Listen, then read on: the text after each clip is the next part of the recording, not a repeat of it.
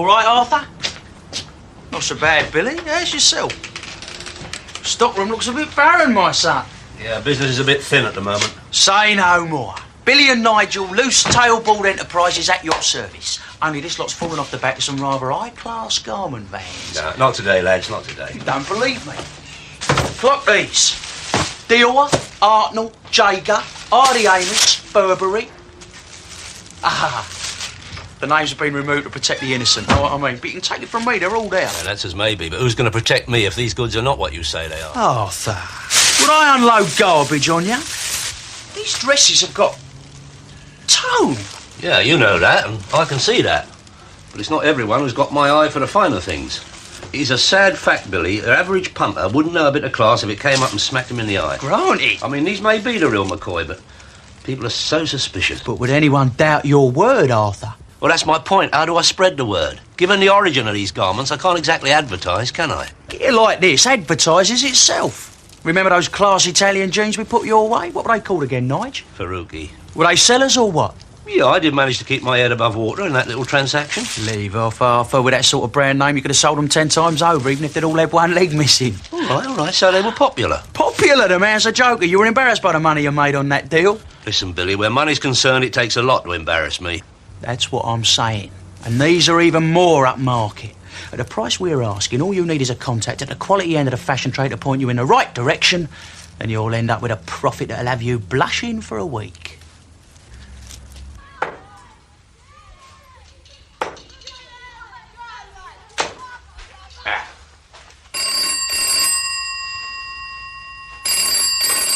Hello? Terry, it's Kevin. Kevin O'Hara. Oh, dear, hello, Kev. How you going, mate? You still in the pub game? Yeah, that's why I'm phoning you. Listen, how are you fixed for work? Well, I'm not exactly rushed off my feet. Good. Then I've got a proposition that might interest you. Go easy with that shamrock. You nearly have my head off with it. Look, I've been put in charge of a new boozer and we're opening Saturday night. Mind them harps! They're only polystyrene. Listen, I can't talk now. Can you come over and see me? I'm on the Kilburn High Road. The Blarney Stone. Irish pub, is it? How did you guess? No, the only thing is, Kilburn's a bit of a schlep for me. My motor's out of commission. Look, get a minicab. I'll bung you for it. Oh, no. Not plastic leprechauns. There's got to be a limit. Listen, I'll have to go now. Speak to you later. Bye.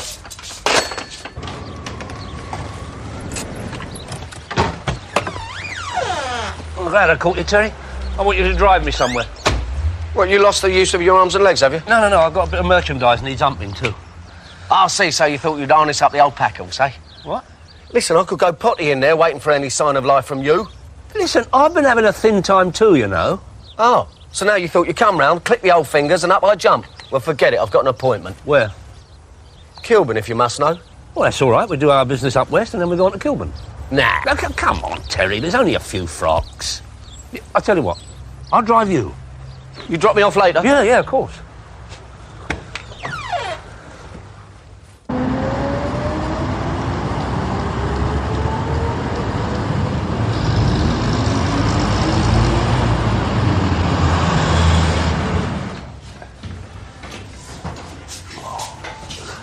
Terry, this lift's a bit pokey. It won't take two of us all them boxes. I'll see you up there. Second floor, Ronald Shivers, Fashion Associate. Just take a...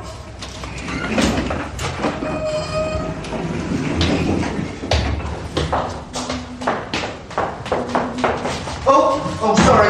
Don't worry about it. Bring it back on top, eh? Oh, it's all right. I'll take it. Where are you going? Second floor. Shivers. Shivers. Mr. Saliva. Good morning, my dear. Mr. Shivers in? Is he expecting you? Daly, Arthur Daly. I rang earlier. Do you have an appointment? No, we're old friends. Don't bother to show me through. I'll give him a nice surprise. Sorry, you can't go. It's all right, Pippa, dear. I'll announce them. Oh.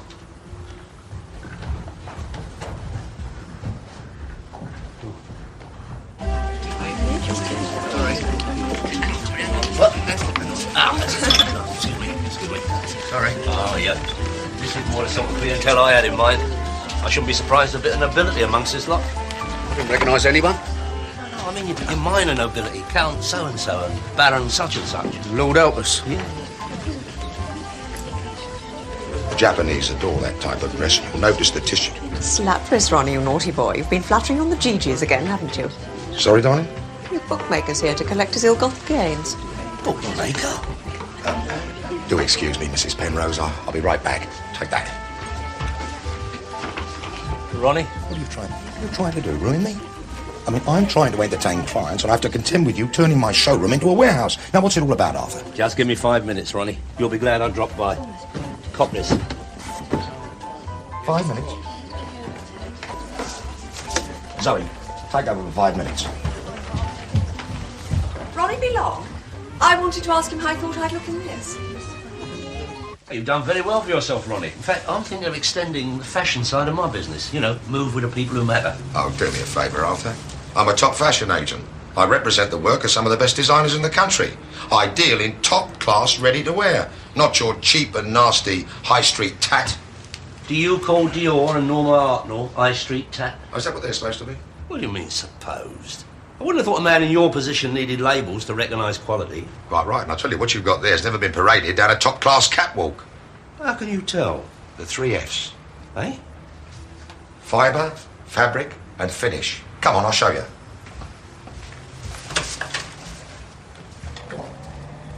Now, these are all the genuine article. Natural wool, natural silk, and crepe de chine. But what you got there, I mean, it's all synthetic mixtures. I mean, look at it. I mean, look. Look, you've even got a bit of nylon lace on that one. Now, look at the buttonholes, the lining, the stitching. It's all machined. Well, of course it's all machined. How else would it be done? By hand. I mean, it's all hand sewn on my garments. Look at that. Lovely. All hand sewn. Look, Ronnie, I have it from a reliable source that all this stuff is kosher. Kosher? Well, they're not bad imitations, Arthur. But kosher? It goes on all the time. And it's people like my designers who are usually on the receiving end of rackets like this. Especially this time of year. A couple of weeks before the start of a new season, and you're in danger of a little moonlight visit. Yeah, but the clothes you handle are ever so unique. I mean, they'd be easily traceable. Yeah, but it's not the clothes they're after. It's the ideas. Once they get their hands on a collection, well, it's flown up to somewhere like Hong Kong. The design has changed, well, ever so slightly. Just a sort of pocket here, flat change there. Then the new range is made up on the cheap in some sweatshop, and then flown back here and marketed as an original collection.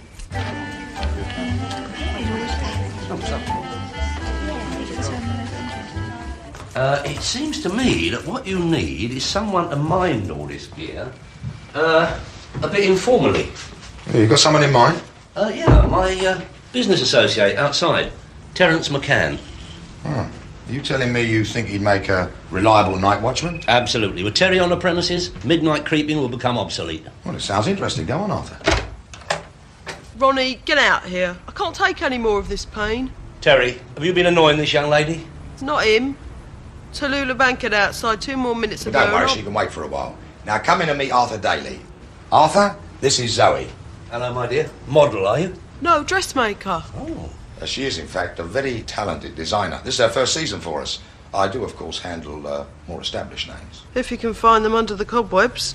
Yes, what our star turn is trying to say, Arthur, is that all the other collections are safe, predictable. There's not one idea amongst the old bunch that anyone wants to steal. But with Zoe, well, she's that rare thing, original. Public recognition at last. Yeah, that's why I want McCann to forget about everything else in my showroom and pay special attention to Zoe's dresses.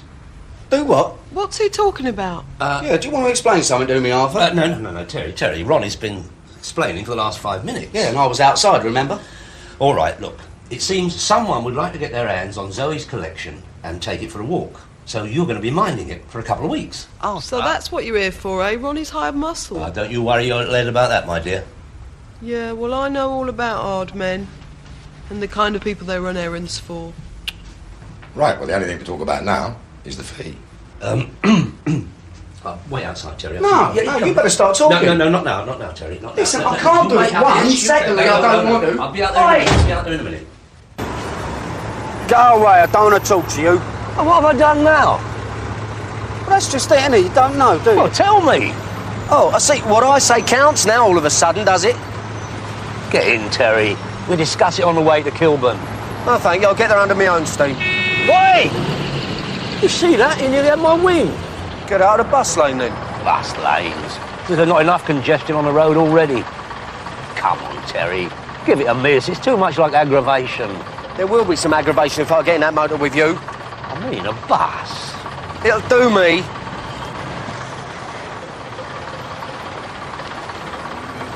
Move along inside. What's that, Oi?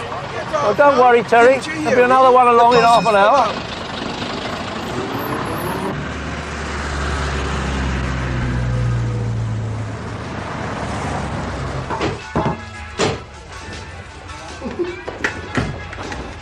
Look, is this green enough for you? How are you, mate? Not so bad. Yourself? Yeah, smashing that, yeah. How much do I owe you, pal? What for?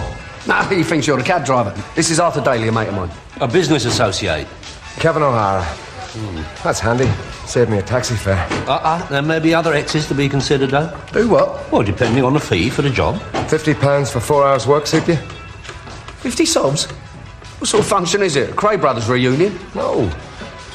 Saturday's opening night, and you'd be getting that kind of dough because you would be the lone agent of law and order. Oh, dear old Lord, Kevin. Look, thanks for your confidence, mate, but I used to drink here, remember? Well, it was the volunteer. Yeah, and there was no shortage of those when it all went off, was there? Forget the spit and sawdust days. All this is going to be a big choice. Nobody gets in without a collar and tie. Oh, that'll look lovely with all the wimpy and McAlpine donkey jackets, won't it? For somebody with a name like McCann, you've got a funny idea of Irishmen, Tal. Terry, why don't you get some drinks in? Oh, sorry, I'm forgetting my manners. What do you want? Oh, that's very kind of you. Vodka and slimline. Dry martini for me, Tal. I'll get him in, shall I? Yeah. Or whatever you're having yourself. Cheers. Give us a large vodka. I was banking on Terry. Well, things are likely to get a bit naughtier than you let on, are they? Afraid so. That's why I wanted the best. Well, if you will negotiate with the Labour Force direct, what else can you expect? Oh, no ice. Cheers. You think you could get him to come across? Well, there'd be a consultancy fee. Score. Pony. Done. Shows how much I need you, doesn't it? And I suppose there's no way you're going to help me out with a shiver's job. No. I'm not going to sit up all night in the dark looking after a load of frocks. All night in the dark? If I didn't know you better, I'd say your bottle had gone. Tell you what, you do my job now and again. See how you like the flavour. Don't take no brains to have a fight. When I was a younger man, I used to take all that nonsense in my stride. Your bottle goes at the thought of it. Yeah, you've only been with me since I've been upmarket. I used to be a bit useful. You've got the fighting art of a blancmange. Yeah, go on, sneer. Anyway, I couldn't do it even if I wanted to. Why not? The Blarney Stone, remember? I've just agreed to work there Saturday night, haven't I? So? So I can't be in two places at once. Pub jobs are 10 a penny. Yeah, well, I ain't proud. No. You're too sniffy to take a soft number with a quality, though, aren't you? The way we've been scratching around these last few weeks, I'm very tempted to do it myself. All right. What? You stand in for me Saturday night while I'm at the boozer, and I'll do the rest of the fortnight. No. Oh, hold on, Terry, hold on. Nah, I'd be a doddle for you, son. Especially at your age. This is not very convenient, Arthur. I trust they won't be there for long. Of course not. Dave, I can't leave them in the motor. They're like gold bullion. Oh, no. Well, I hope that the rightful owner don't turn up and claim them. I am the rightful owner. Oh, yeah? Of course I am. Got invoices, receipts, everything from customs and excise. Foreign, are they? Yeah, some of them, yeah. Hey, when's your good lady's birthday? Oh, I don't know. A couple of months' time. This could be your lucky day. I hope not. Dave, pass over that top box, will you? I'll show you something. She's, 12, isn't she, your good lady? I think she's going to be 39 again. No, she's a 12, Dave. Trust me, excuse me. Oh. No problem at all. Now, you have a look at this. Hang on to that for us, will you? Look at that. Isn't that beautiful? Is it? Well, of course it is. Christine Dior. Christian. Well, I don't know. I suppose she could be. Seems a nice lady. She's a fella, Arthur. Who told you that? It's a well-known fact. Oh, you don't know where you are these days, do you? Anyway, the point is that this comes from his or her shop in Paris. And I tell you this, her indoors will be livid if I don't give her first refusal. Well, I think her indoors should have first refusal, eh? Wrong size, Dave. Now, look, have a look at this. This is what we call a creation. Oh, yeah. Looks just like a dress to me. I know, Dave. That's because you are not familiar with the 3 Fs. I beg your pardon. Fibre, finish, and what do you call it? Material. Well, that ain't an F, Arthur. Yeah, fabric. That is what we call it in the demi-monde. Oh, I thought it was called haute couture. Well, yes, that is a similar phrase, Dave. I seem to be talking to someone who's a bit of an expert. Yeah, well, I do like to thumb through the pages of Vogue from time to time. Well, in that case, have a butcher's at them buttonholes. Buttonholes. And stitched. Stitched up more like. Now, would I do that to you, Dave? Oh, hello, Ted. Hang on a second. You don't mind, do you? He's about the same shape and size as your missus, isn't he? He's thinner. Now, just hold it up there. Up You there, Ted. mind, Arthur? There you go. Now, what are people going to think? Not these days, Ted. Look at that. Yeah, go on, give us a twirl, like the models do on the cakewalk. Go on, round you go. Get a picture, Dave? See? Simple cocktail dress. Formal, but casual for them little functions at the Hilton or at home with your friends. It is nice, Arthur. I'll give you that. It's very nice. I thought you'd like it. 80 sols to you. £18. Oh, you are a wicked character, Dave. 8 tenors. That is an original. So are you, Arthur. 70 to you. One more word from you, Arthur. I'll get you to settle your slate. Bit strong, Arthur. You are. Oh, yeah. Tell you what, Ted. Don't half suit you. Yeah? Don't fancy it, do you?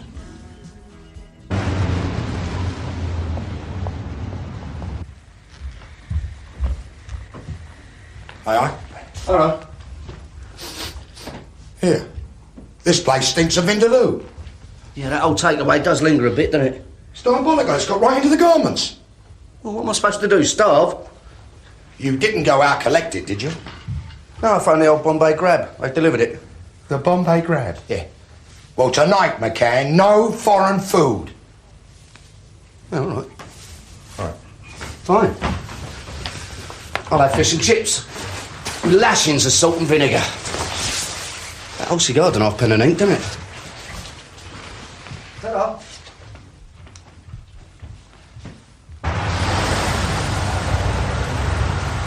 Oops, sorry, love. My fault, I'm not looking well. Zoe, Terry! every time we meet, something falls on the floor. We ought to play pass the parcel. I'd only drop it again. I'm still half asleep. Half asleep? I've done a full day's work at your governor's place up west. Meaning us creative types lie in bed half the morning. Tell you what, you don't half look different. Oh, my clothes. Well, you get suited up when you go to a function, right? And when you're working, you dress down. And me, it's the other way around. I'll get changed later in the day, but why should I be permanently on parade? Yeah, but you're a fashion designer, aren't you? You're supposed to be an odd man. Do you walk around in hobnail boots all day? Hobnail boots? Thought you were supposed to know about hard men. I've got brothers. I've been out with fellas like you, all macho and muscle on top, marshmallows underneath. Not me. Heart of iron, nerves of steel. Done any boxing? Me? Yeah, lots. Any good? Well, I'm not too shabby. I was just on my way to the gym now, as it happens. Well, that's a shame. I was about to tempt you with an offer you couldn't refuse. A cup of instant coffee. Well, do you live round here, then? Number 13. Eh? Well, I'll tell you what, I might pop in on the way home. They'll take you up on your offer. Yeah, all right.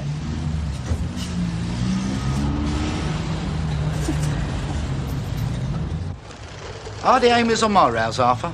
That's all I'm short of.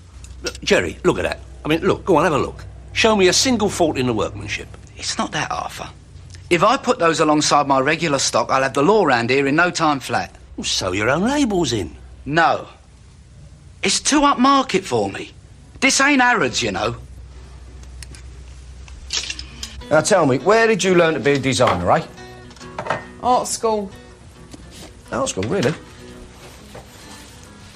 Well, do you enjoy it, do you? Yeah. Yeah, it's what I'm good at, innit? And it gives one the chance to mix with a better class of person. You didn't seem too impressed with them yesterday. Oh, go on, bet that lot. That lot made me want to start scratching. Well, what about Shivers? I mean, you're not too fond of him either, are you? No, not a lot. So why did I get involved with him? Well, the thought had flickered across my mind, yeah. How can I explain it to you? When you were in boxing, how much did you make on a good night? A good night? I don't know. About 200 quid, I suppose. And the promoters? Yeah, I know what you mean. A lot more than that. And how many of them blokes are still making a living fighting, eh?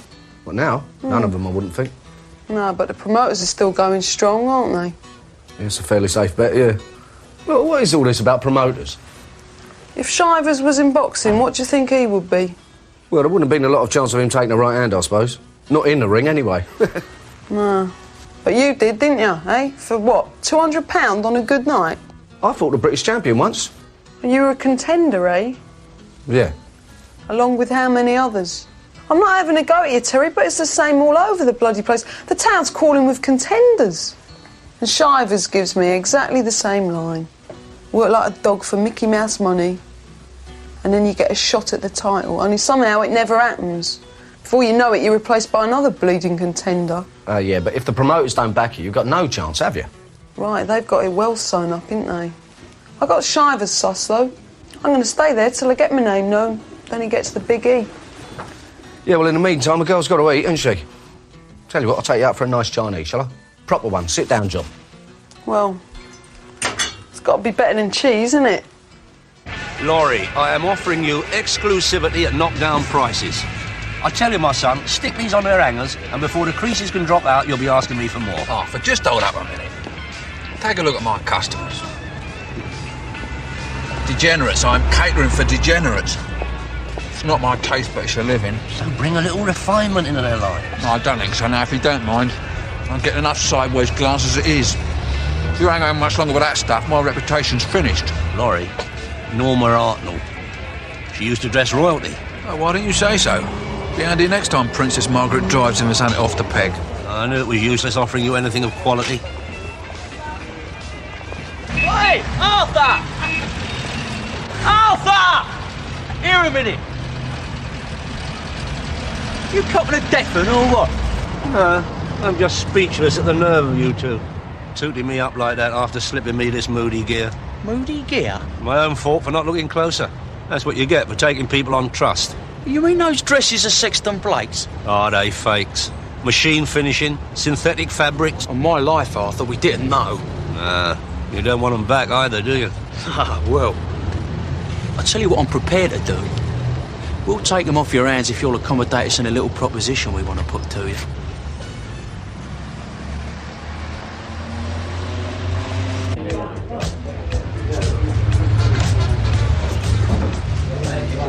Thank God I found you. I need a score. Oh, not now, Terry, no. I've got problems. Billy and Nigel want to store some stuff at the lock-up for a few hours Saturday night. They're an example to us all, those two, aren't they? I mean, the way they work those unsociable hours. There's nothing shady about it. Well, Billy and Nigel, the way they flit about, I bet they've forgotten what daylight is. Anyway, if it's all above board, what's the problem? Saturday night. So? Well, that's the night I have to stand in for you at the showroom. Well, give them the keys, they're big boys. They can unlock it themselves, can't they? Oh, come on, Terry. There's a lot of valuable gear in my lock-up. I mean, I know they're business associates of mine, but there's no reason to put temptation in their way. Well, you're such a trusting soul, aren't you? Look, give us a tenner if you're pushed. Look, you might at least try and help me. Well, don't see what I can do. Oh, sub out that pump job to someone else. I can't do that. Kevin wants me. Well, I can't let Billy and Nigel down. And I can't let Kevin down. What are you on the tap for, anyway? I thought I'd take little Zoe out to the old Peking Palace. Oh, no. You're better off away from that sort, Terry. Very funny people, them frock designers. Especially the ones from Bethnal Green. Well, you should know after your performance at Shyster's showroom. Shivers. Look, just give us a sub, will you? I'll see what I can do. Will you?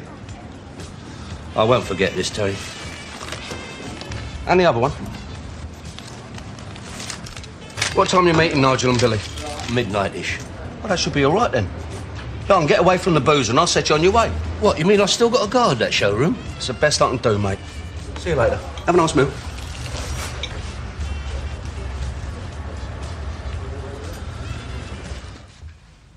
Oh, Ronnie. Arthur, where's McCann? Oh, he's coming on later. I'm standing in for him till midnight. You? Now, don't you start. I've had enough of that from Terry. I mean, I have done a bit in my time, you know. I'm well aware of that, Arthur. And even though the old mean streak might be hampered by all that bulk, I bet you've got a few tricks up your sleeve, eh? No, it's just I want you to be sensible. See, if anyone comes creeping round here at night while you're in charge, no heroics, right? I mean, some of those psychopaths with sawn-off shotguns don't stop to ask questions. And I'll tell you, much as I value that collection, well, if anything should happen to you, Arthur, I'd never forgive myself. So look, you hold the fort till Terry comes. What time? 12 o'clock? Yeah. Right. Now remember, low profile, right? Ciao.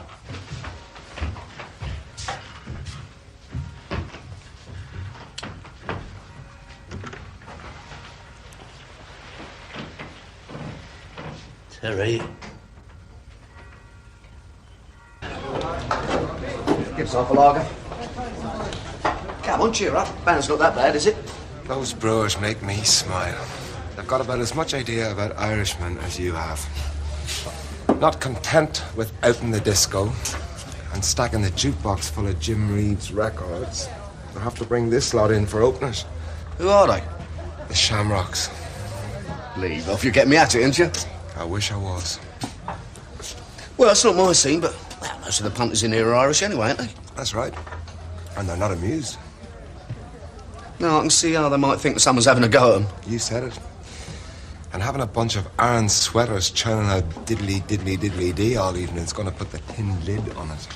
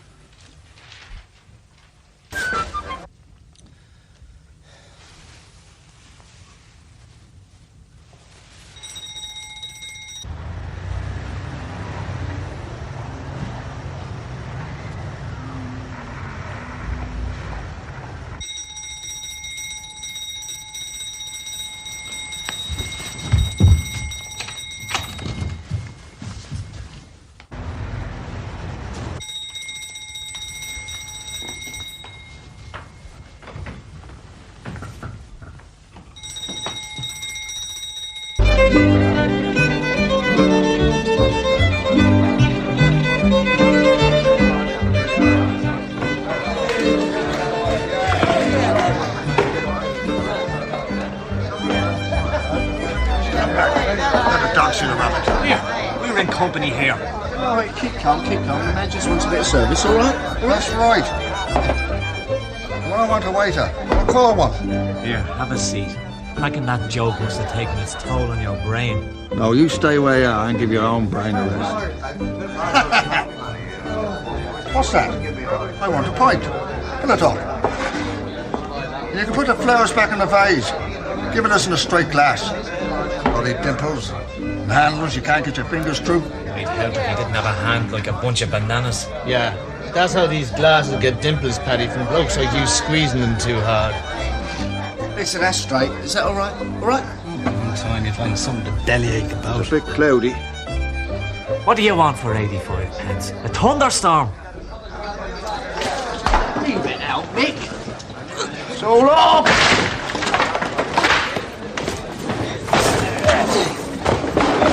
1, 2, 3.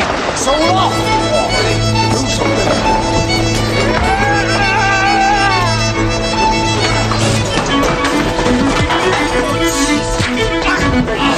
Get this thing out. Terry!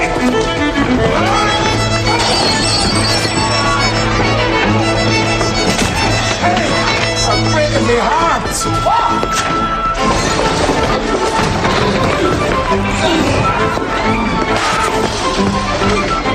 They're destroying all the furniture!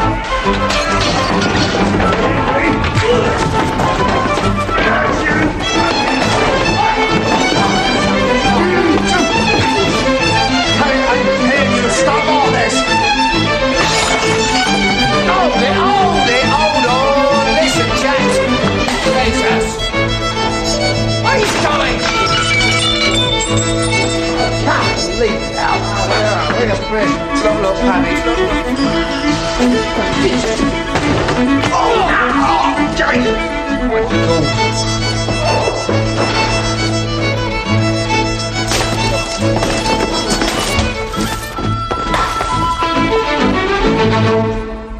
Always gets them on their feet, that one.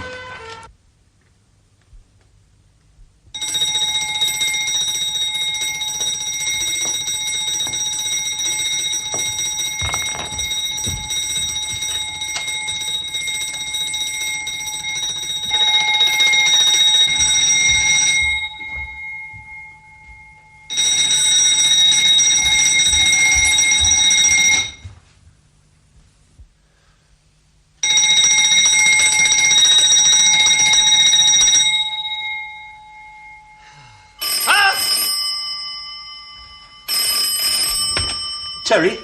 Arthur, listen. There's been a right bull and cow down here. I'm standing in what's left of a pub. You must get over here. You've never seen anything like it, mate.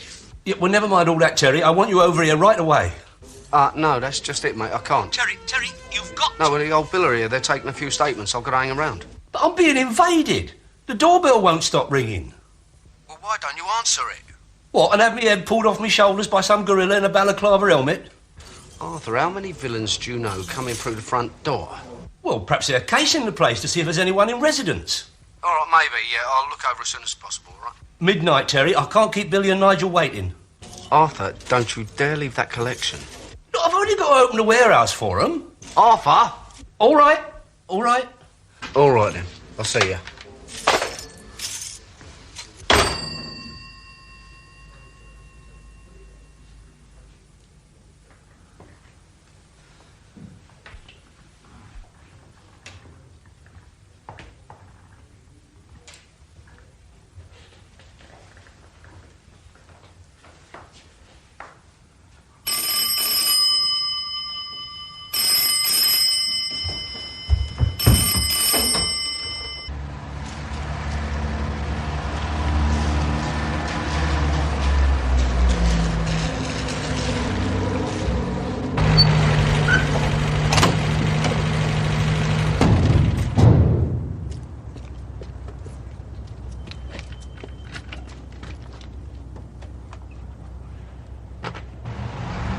Okay, we'll see you later, mate.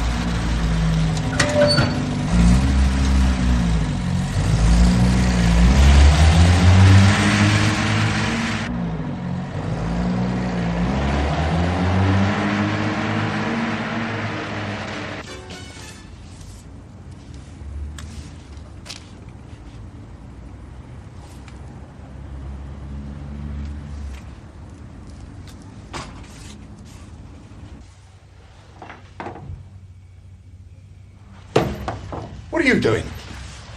What are you doing here? Zoe phoned me. Did you open this? Look, I've only just arrived. Should we go up, eh? See if you want. Come on. It's funny, though. No sign of damage anywhere. Oh, dear. Just your stuff, eh? Oh. Nothing else as much as ruffled. Straight in and out. Not a mark to be seen. Not that they would have come up against much opposition. You trying to say something? I am saying it. I was leaning on that doorbell for ages earlier on, Terry, for all the good it did me. And why would you come popping in here at this time of night, eh? To check up on you. Oh, really? Yeah, really. Where were you, Terry? I was out on another job. Arthur was standing in for me. Well, an able deputy he turned out to be, didn't he? And what's that supposed to mean? I'll tell you what it bloody means. Look around here. There's no sign of a struggle, and even less sign of Arthur. Have you called the old Bill? A waste of time. Break-ins at 10 a penny just before collections are due to be shown. Stuff gets nicked wholesale. Yeah, I didn't think you'd be too anxious to get in touch with him. Yeah, and if I did, I wouldn't waste any time pointing them in your direction. Oh, yeah? Arthur comes here with bent dresses and gets me to take you on to look after my stock. I must need my bumps feeling. Listen, you schmuck. You'll have a few more bumps to feel if you don't button it. Just a minute. Don't you threaten me, McCann. Oh, no. No, I can have you seen to.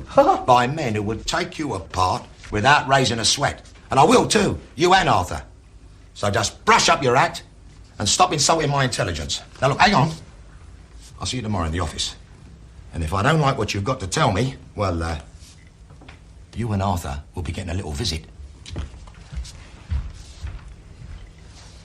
Come on, you. We better go and see what Arthur has to say.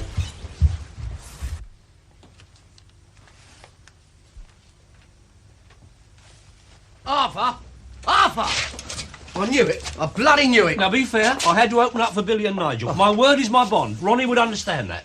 You just couldn't say no to a double earner, could you? Now, look, Terry. But while you were scuttling over here to make your shady rendezvous, someone tiptoed in behind you and made off with Zoe's collection.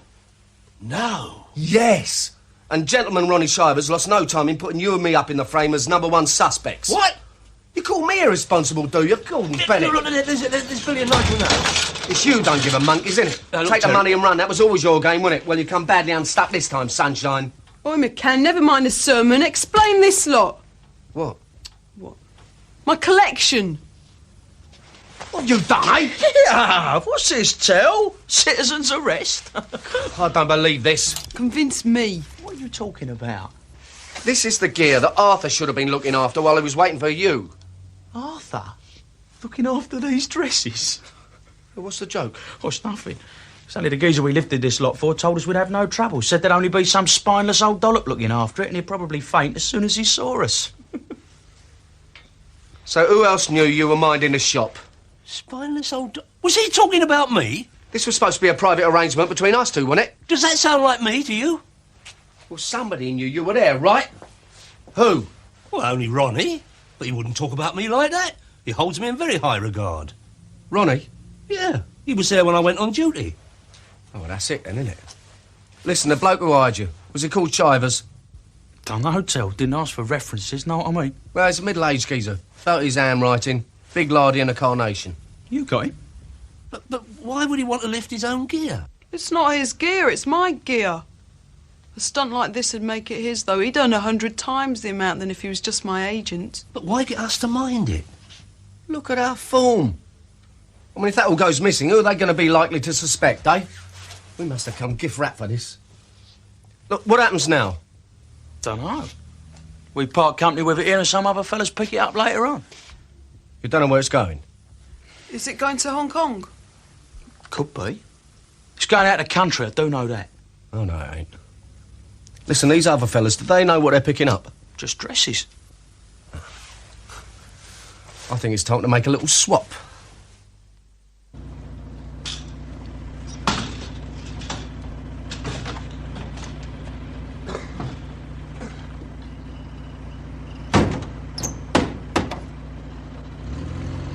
Right, one more little call to make and we'll all be well happy.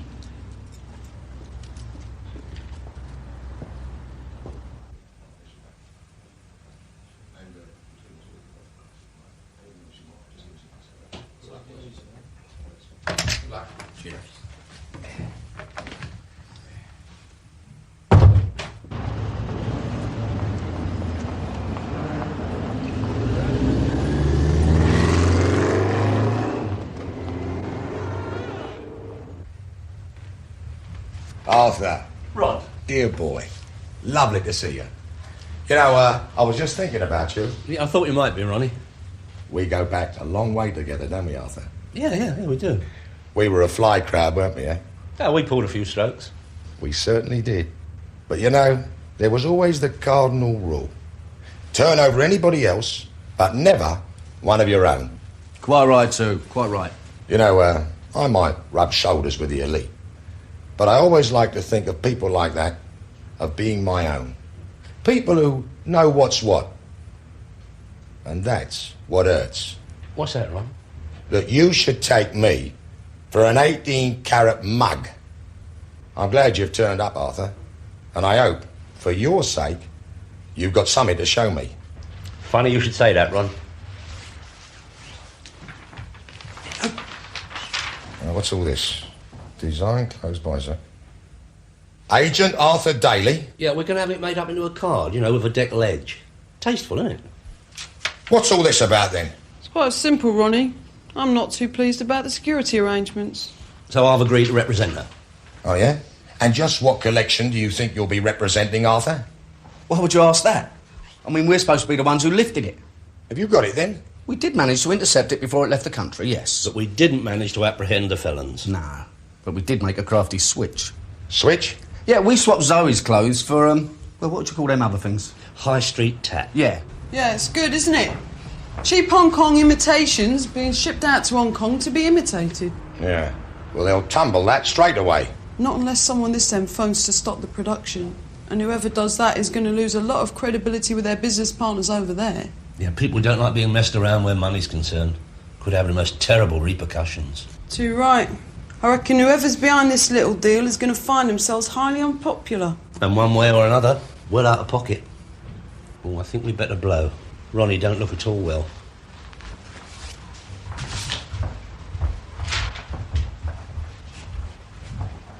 I'll pop back later for Terry's fee, all right?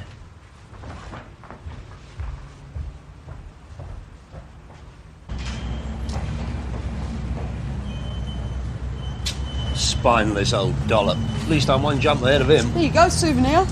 What about our little business arrangement? Listen, I only went along with that moonshine so you could gloat at Shivers. You don't seriously think I'm going to give my job up here and come with you, do you? You could do a lot worse, my dear. Not that it. Ronnie might be a crook, but at least he knows about the rag trade. Yeah, not enough to stop me putting one over on him, though. Oi, that swap was my idea. Oh, was it? Yes. You're a genius, you are, Terry. Well, I have me moments. You suspected Shrivers all the time, didn't you? You bet. And I thought you were going to keep any other villains at bay. I thought you were supposed to know all about fellas like me. Made a mistake, didn't I? You certainly did. Shame, really, innit? I never met a bird like you before. Oh, when he rode manfully into the sunset. That's it. Don't stop pining for what might have been, Terry. You're a lovely geezer, but I never fancied you. It's all right. Cheeky little cow. See you around, kid. Keep bobbing and weaving, won't you? Bye. Hello. Well, there's gratitude for you. I bought her a Chinese national. Well, perhaps that'll teach you to be less profligate with your money. Yeah, talking about money, divvy up time.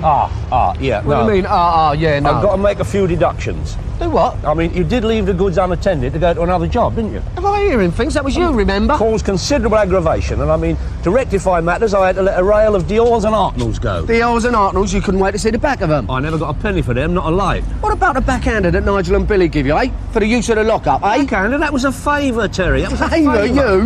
Now tell me the one about the three bears. Go on. Oi, Alpha!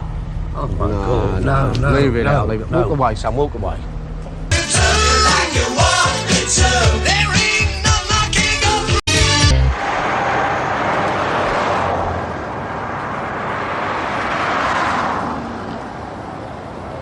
Thank you, Larry. Morning. Morning. Larry, lovely day, isn't it? Not bad, is it? Panatella's out, huh? Has my Investors Chronicle come in? Yes. Have you had any thoughts about what I mentioned last week? I don't know, Arthur. Look, I don't want to rush you, Larry, but I'm taking delivery today, and I promise you, he who hesitates on this little lot is going to be well choked. Thing is, I don't sell all that much rolling tobacco. Exactly. And what is your miserable profit margin on your miserable turnover? Not much. Not much, Larry. It's embarrassing. It's not visible to the naked eye. At my prices, you've got to be thinking about trebling that. Yeah, I suppose so. Look, Larry, you are a grafter. I appreciate that. But just this once, be nice to yourself. Earn a few quid with your feet now. All right, Arthur. I'm in. You made the right decision, Larry, on my babies. So that is 100 2-ounce plastic pouches of hand-rolling cigarette tobacco, sealed in for freshness, in your hands first thing tomorrow morning. Yes. Hey, Arthur, what about your Investors Chronicle? First class. Read and prosper, my son. Read and prosper. Hard at it, as usual, I see, Terence. Oh, it's murder. Where's that strippy little twerp Arnie? He should be here. Oh, good day, Arnold. I thought you were sorting me a van. What do you think I'll be doing under here? Bleeding yoga? Oh, my God. Do you mean this is it? For 20 sovs a day? No. For the promise of 20 sovs. What? For the promise of 20 sovs a day, you do not get a turbocharged Arctic with air conditioning and a stereo, Arthur. What you do get is this little beauty. And if this don't get us there and get us back... Well, is there no chance of you telling us the exact nature of this little jaunt, or what? We are popping down to the coast in the vicinity of a place called Buckler's Hard. Your butler's what? Where a business acquaintance of mine, Commander Hawksley... Oh, Air Force geezer, is he? Commander is a naval rank genius. Senior service, right? Well, among other things, the Commander has a string of confectionery shops and tobacconists. A sailor moonlighting with a couple of shops. A bit naughty, isn't it? It's bleeding disgraceful. He's retired, you ignorant nurks. Well, now he wants to close the shops down and he's offering me odds and ends of stock at advantageous prices. What sort of odds and ends? Well, you know the usual thing. Greetings cards, confectionery, smidgen of tobacco. Oh, dodgy snout, eh? Wrong as usual, Terence. This is absolutely kosher. Well, what's your edge, then? Well, the Commander has been very honest with me and let me know that the tobacco's been on the shelf for a little while. Sort of, well-matured, Arthur. Yeah, come to sawdust country. All right, that'll do, Terence. Come on, I need you to lock up. Now listen, Yorkie man. I want you at the Winchester with van at 2 on the dot. Quick run down the south coast, load up the gear, back in time for a drink up and distribution of wages. So this thing had better be a runner by 2 o'clock. Yeah, well, yeah. Otherwise you won't see a penny for that 20,000-mile service you done on the Jag. There you go. The Jag didn't see much of his service anyway.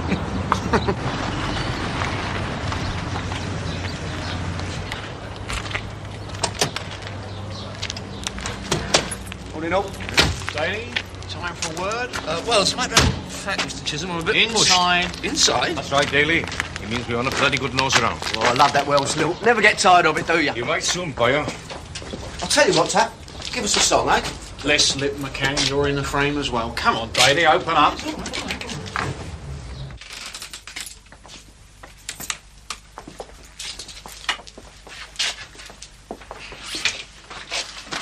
According to my rights as a normal citizen, a search warrant is Don't be silly, Arthur. You're not a normal citizen. What are you doing? Yeah, bit of all right, these. Oh, we've probably got one your size, then. Oh? Blue would be right for you, wouldn't it? Now, what about a nice Prince of Wales check, eh? Jones. Sorry, go. All right, Arthur, this is the situation. Last night, some tearaways broke into a warehouse on the Manor and had it away with 1,500 pairs of highly expensive imported sporting footwear. Unfortunately for us, the owner of said footwear was a close friend of the chief superintendent. And so we've had to forget the murderers, arsonists and rapists for a day or two to go looking for bloody plimsolls. Thank you. We've managed to recover some of them, Arthur, and in doing so, your name cropped up. Mine? So as of this moment, Arthur, I am on your back.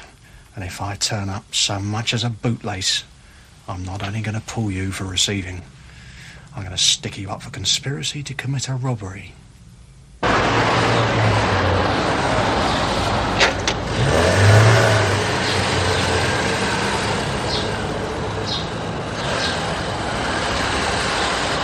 That is paramount to blackmail. No, Arthur. It's a threat. And you needn't look so bloody casual. You're included in this. Look, I'm sorry I'm not fainting with fear, but you really have got your wires crossed this time. Oh, go and see who that is. Oh, can I get you anything? Nice cup of coffee, tea? The trainers out here. Come back later, will you? Leave it out, can't do that. Look, down the main road, first right, second left, 10 minutes. What a bleeding hell for? The old bill, for God's sake. And then you find yourself on the main street. Church on the right, the pub on the left. Lost his way. All right, Daly. Expect to be seeing a great deal of me over the next few days. Shall return. Excellent. Good. First class. Glad to be of assistance. Want a coffee or something? Terry, do the padlock. Little job to do.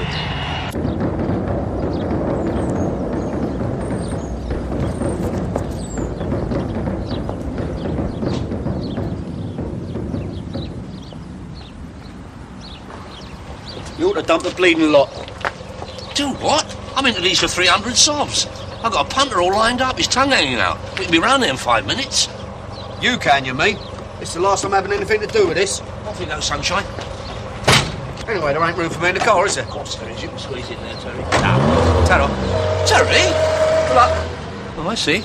Bottle gone, has it? Do what? Nothing.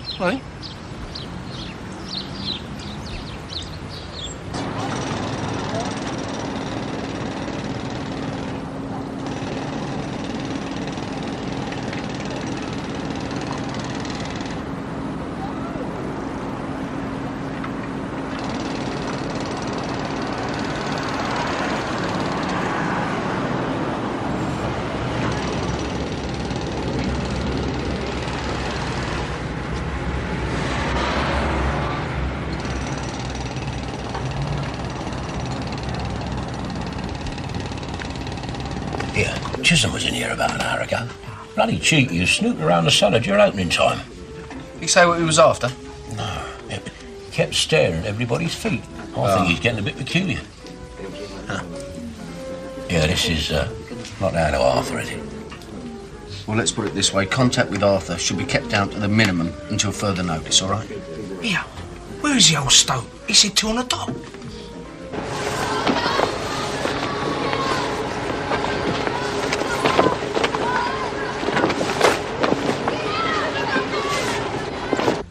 the other hand, of course, Chisholm could already have felt his collar. Oh, nice one. All that graft on the vamp a sweet FA. Oh, really, Arnold? What sort of reaction's that, eh? It's the proper one if you're Bressic. OK, lads, excitement's over. Here comes the brain. Large V slim tea, please, Dave. Come on. Still at liberty, are you? Dave, any chance you've got a bit of space down in your cellar? Why does everybody want to get down in my cellar? No chance, Arthur. Forget. You've been spreading malicious gossip. No, people have just been drawing their own conclusions, haven't they? All right, that'll do. Now, look, due to unforeseen circumstances and with grave misgivings, I'm unable to accompany you on this trip this afternoon. Oh, It's no. a good day out and all. I mean, we've got to go just all by ourselves. All right, shame. that'll do. Now, listen. Listen, you two clowns better get this one right. That is Commander Hawksley's business premises address, and I've marked the route out in here. Now, when you get down there, deal only with the commander. And for God's sake, try and behave, because the man's a scholar and a gentleman, and not familiar with scoundrels. He's met you, isn't he?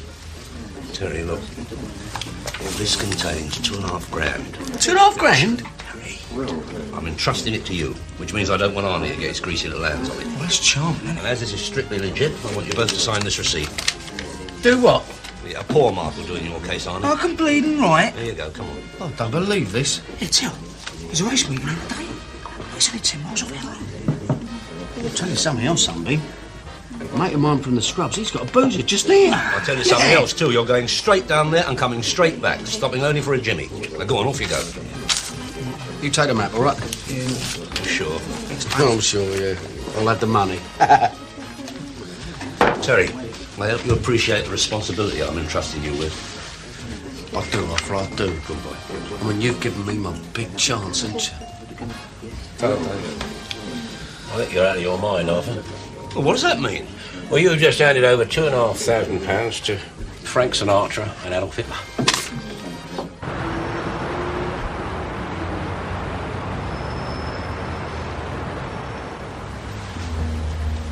What, you, Arthur? Harry, my old mate. Oh, you're looking fit, my old son. Very fit indeed. Oh, try telling me Doc that. Well, what can I do for you, Arthur? Footwear of the younger generation, Harry. Trainers.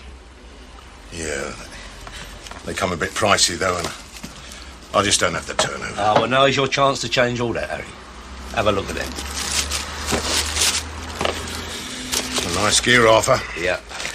Still, I can't see me knocking out many football boots round here, though. No, trainers, Harry, trainers. Got flaming great studs, see? So's the other one. Well, it would, wouldn't it?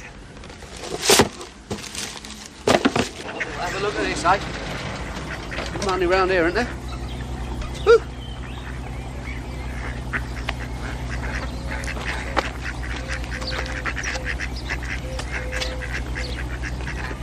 I'm sorry Mr. Daly couldn't make it himself. Yeah, he was well sick about it, well sick. Yeah. You will, Mr. Daly sends his apologies, you know, about the pressure of work and all that. Oh, yes, quite. Oh, Angela, would you bring in the bump from Mr. Daly's order? Right. I think the tide's about to turn. Is it? Yeah. Either of you two ever messed about in boats? Yeah, I went in one of those peddling things once when I was on holiday in Margate. Peddling things? No, he means one of those pedlos, you know, that you mess about in the surf with. He's a case, isn't it? Oh, yes. I know. Ah, Angela. Now, if one of you would like to sign at the bottom there. Yeah, all right, yeah. And then if you take your van down to my stores. Okay, come on. Oh, that's, £2,500. Whoops. There you go. Thank you. Oh, you go on. I'll catch you up. Okay. Hello. Hello, Joe. I can't apologise enough, gentlemen. I'm afraid it may not arrive until later this evening. Do what? If you'd like to wait in my office, I'll convey any news as soon as he comes in. Is he trying to strike us up or what? Don't know. You better hang about, though, eh?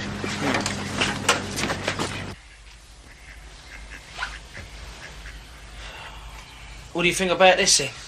I don't know. Arthur reckons he's 100% straight. Leave off, nobody's that straight. News of some sort, gentlemen. The van has been towed to a garage, and there's every chance we may be shipshape by this evening. Ah. Listen, mate, no offence, but don't you reckon you ought to bung us back Harper's bit of poke? It means return Mr. Daly's money until we get his gear. I would, but Angela's already gone to the bank and popped it in the night safe. Well, listen, gentlemen, let me try and compensate for the inconvenience. A friend of mine has just taken delivery of a new boat. He's very kindly given me the use of it while he's out of the country. Why don't you come on board and have a drink? Yeah, all right, yeah.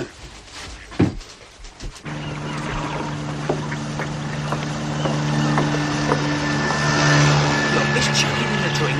Hold his head under until he comes to his senses. If we steam in and he's on the level, we're going to look right, Wallace, aren't we? Now, give him a bit more time. Then chuck him in the drink. Got to figure out what to tell Arthur. He's expecting us home in an hour. Get on the salt. Ah, Penny, I brought some friends along for a drink. Come on, chaps. All right. This is Terry. Hello. Hello. And, Arnold. Arnold. Welcome aboard. Take him down, will you, Penny? Hold on, Arnie. Oh, take it easy, Arthur. They're only half an hour late. They probably got held up in the traffic. I blame myself. I blame myself. Not as much as I blame them, but I blame myself. Terry? Where the bloody hell are you? What? What boat? Well, the sun is well over the yardstick, isn't it? Yard arm, Terry. The yard arm. So we've spliced the main brace, know what I mean? Terry, are you drinking my money away in some dreadful boozer? If so, please, I beg of you, stop now. No. Look, Commander Hawksley's got your dough, but one of his vans is out of action, so we've got to wait for the gear. Oh, you don't mean you've parted with $2.5 grand and got nothing to show? That's all right, isn't it? You said everything's strictly kosher, be on your best behaviour, all that sort of cobblers. Terry, I want you to tell me exactly what is occurring down there. There's nothing occurring. Hold on, just hang on, will you? Can you have a word with him? Cheers. Arthur, Teddy Hawksley here. What? What are you doing? Penn's telling me about signalling with flags and that till. Since when did you need flags, eh? No, I mean straight. Oh, this is really clever, this is. For instance, this brooch I'm wearing. That's a well-known signal. Yeah? Well, tell us about it, Penn. It means permission to lay alongside. Oh. Yes, it's called the Double Eagle. It's moored just below my office, Arthur. But there's no need for you to come down. Oh, I think there is. In fact, I insist. Yes, I insist, my dear. Yes, I'll drop everything immediately and come, my dear. Yes, bye-bye, beloved. Trouble at all, Arthur? Nothing that requires the Metropolitan Police. Thank you. Straighten Arthur out, did you? Well, I don't know. He said he was going to come down, and then he went rather peculiar. Yeah, well, the old boy gets a bit confused now and again. Oh. Oughtn't you to slip your oilskins on? It's going to get a bit chilly later on. No, I'm fine, Commander Hawksley. Honestly. You sure? So what's happening, Colonel? Well, I'm going to go back to the office for an hour or so. The wind's back, thank goodness, and the shipping forecast is reasonable, so we should be on for this evening.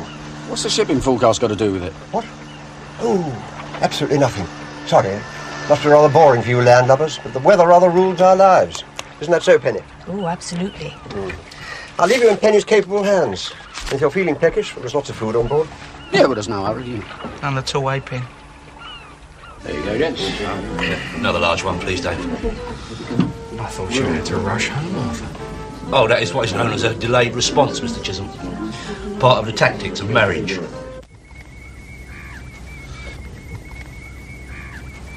So how'd you meet Commander Hawksley, then? I answered an ad. Female crew wanted, occasional cross-channel trips. Oilskins provided. So far, he's been as good as gold. So you mean you're not exactly sort of going with him, right? No! I've only known him for about a week. But he seems very nice. It seems lovely. Listen, how about going out and having a nice drink? Must be a decent booze around here somewhere, Penn. Yes, one or two, but, I thought I'd stay on board and have a quiet evening. Yeah, I don't feel like going out myself much, really. No. I'm a bit kettled myself. It was a long drive down here. On the other hand, perhaps it might be nice to go ashore. There's a lovely little pub overlooking the old harbour. Well, that sounds good to me, yeah. Hold it, Till. I mean, you didn't want to go a minute ago. Well, I changed my mind, didn't I? You stay in and have a nice rest. No, but it was me who wanted to go out in the first place, wasn't it? Yeah, but you changed your mind too, haven't you? Anyway, the washing up's got to be done first, so perhaps one of you might give me a hand. Yeah, all right. Oh, that's very kind of you both. I'll leave you to it while I check the moorings. Come on in.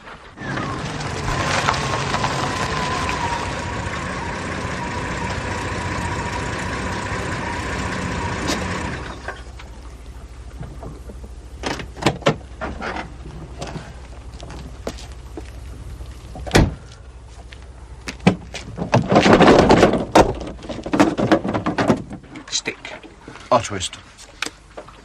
Oh, dear, Akeem, I suppose you'll bust. Yes, I'm well bust, I'm afraid, thank you. Pay 20s. Pay me. Oh, well done, Arnie. 10p to Hold you. on, hold on. It's 22, you pillock. No, it's not. Oh, count it, Einstein. I can count. Good Lord, what's that? Who on earth are you? So, have a look. It's Captain Birdsall. Oh, don't worry, it's only half. Don't only half of me. Give us a hand. Come on, you. Penny, half a penny. Oh, nice to meet you, my dear. Are you all right? I'm afraid boats can be difficult for the older person. You and you, with me, back to the car, get some more of these boxes. Hold on. What do we want them on here for? I've got a little job for you. Taking the studs off my trainers. What's she on about, Tel? Look, yours not the reason why, Birdbrain. Just do it. Here, come on. That's nice, isn't it? Could you look after that for a minute? Won't be long. In the name of God, Antoine, why can't you get a boat that works? Dans le nom de Dieu, Antoine, achetez-vous un bateau qui marche. Oh, never mind. Yes, I'll be there. Bon bloody chance to you, Antoine. You have no idea the trouble I had getting down here. I mean, talk about cloak and dagger. This man Chisholm sounds awful. Couldn't you complain to the police about him? No, he can't. All right, Arnie, that'll do. You've been on that boot for half an hour. Tell you what, son, you're really blown out here, you know. I mean, just because you take the studs off, don't make them trainers, does it? Trainers are not for training. Eh? They're for bone-idle so-and-sos to loaf about on street corners in. And don't you lose them studs, Arnie. Just in case we run across a football squad of 50 who all wear size 10. Ah, Daly, my dear chap. Oh, Teddy. Good Lord. Oh, just adapting some footwear. I hope you don't mind me imposing. No, please, feel free. It's the least I can do. Particularly in view of the fact that you're going to have to wait until tomorrow for your stuff. The van's been locked up in the garage, you know. Most annoying. Oh, no worry, Teddy. Patience is all. I was wondering, would you like to join me in the yacht club? For a drink and a bite to eat. Well, the yacht club, that's very hospitable of you, Teddy. My own club in London does have a reciprocal arrangement with other establishments. What, a Winchester? But none around here, as I recall. Splendid. Good. All right, Penny. Yes, thank you, Commander. Mind your head. Oh, thank you, Commander. Ooh. No bunking off, you lot. Mind how you go. You know what these sailors are. You haven't got a pair of pliers on here, have you? I don't know. I'll go and have a look. There's a toolbox aft. Do you want an end? No, thanks.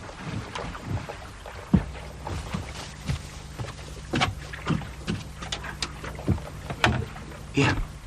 All right, eh? Oh, yeah, not bad, not bad. Not bad? Are you sure? I reckon I'll have a result here tonight. You never know, do you? Oh, I'll tell you what, I must go and have a Jimmy. Give us my jacket, will you? Sure. Never had any trouble with Nookie me. Well, you've either got it or you ain't. Hey, nice boot season, I tell. You still playing on a Sunday? Yeah, I was playing with the red line up until Christmas, then the back four got banged up in the scrubs. Now we had to check it in. I'll tell you... Tell? Sherry! Penny? Thanks. Thanks a lot, mate. Arthur, this is Johnny Winstanley, the Commodore of the club. Johnny, Arthur Daly. An honour and a privilege, Mr. Commodore. Johnny has joined me in a number of my business ventures. In fact, he'll be helping out tomorrow. Say no more, eh, Daly? Not as good as a wink, what? Well, now, what about a tot? Man the pumps. Yes, pinkers, please, Teddy. 2 pink gins, Fred. And, Arthur? Oh, pink vodka, please, Teddy. 1 pink vodka. I must say I'm rather glad you came down after all, Arthur. Your 2 colleagues seem to be under the impression that I'm out to diddle them. I must apologise, Teddy. I'm afraid that is the gutter snipe mentality. See, I do feel it's my responsibility to give these unfortunate lads a chance. And generally they do respond. But when they are absent from my guiding influence, they tend to redress. Well, cheerio. Cheerio. Cheerio. Say him again, please, Fred.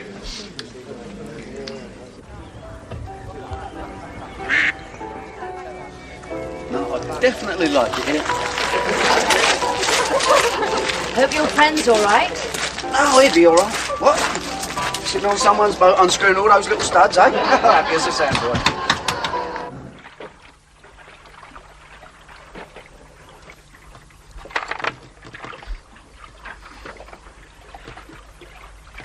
Arthur, this is the scheme of things tomorrow. Winstanley here, good chap that he is. Cheers.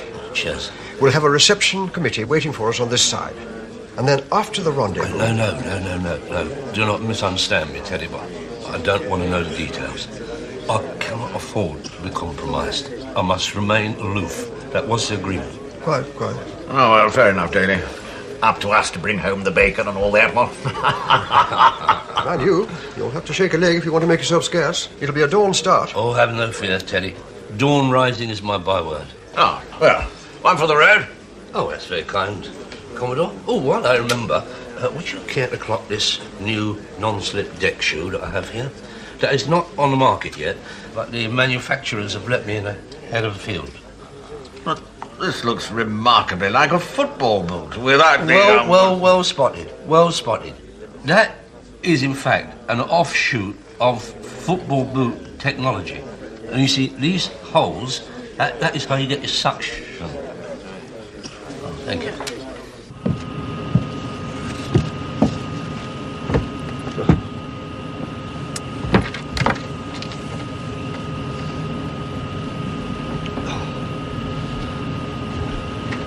Oh, hello, Phil. Good night, Phil. No, I'm going down there. All right.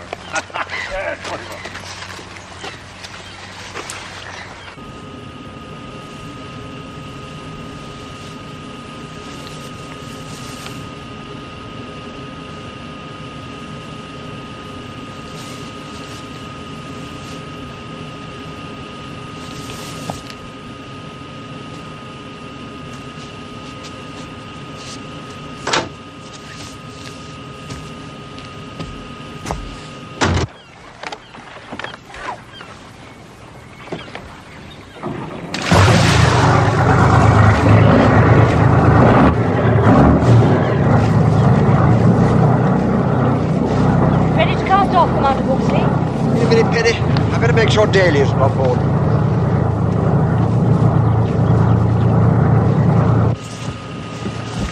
Daly?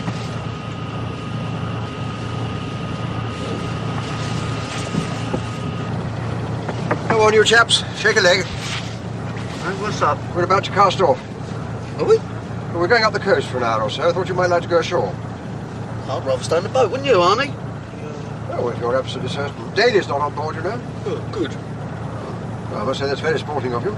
I could use some extra hands later on.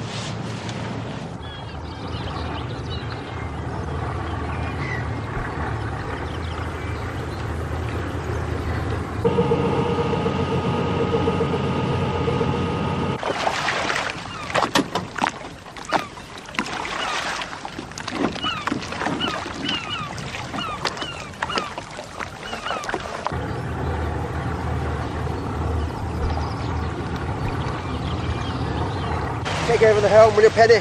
I'm going to look at the charts. The wind's getting up a bit. Wouldn't you be better off with your oilskins on? No, I'm fine, really, Commander. Ah, the volunteers. Hello. Hope you slept well. Yeah, smash it, thanks, yeah. Why don't you take the helm for a bit, Arnie? You mean drive? All right. Keep an eye on him. Make sure he stays in the channel. When we clear the estuary, we'll have a little breakfast, eh? Righto. Bit brew this, I tell. Yeah, brew. What's that, Pen? The depth sounder. Shows how deep the water is under us. Look, if I switch this on... Oi, keep your eyes on the road.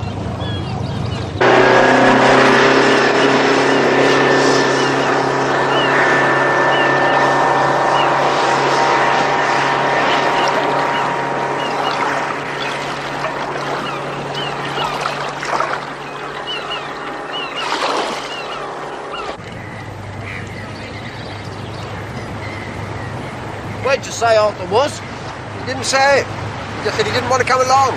Well, Can't say I blame him. What? I think this is the business decision. Well, this part's all right. It's the return journey that gives me the butterflies. Well, I think we might up the revs a bit at this stage.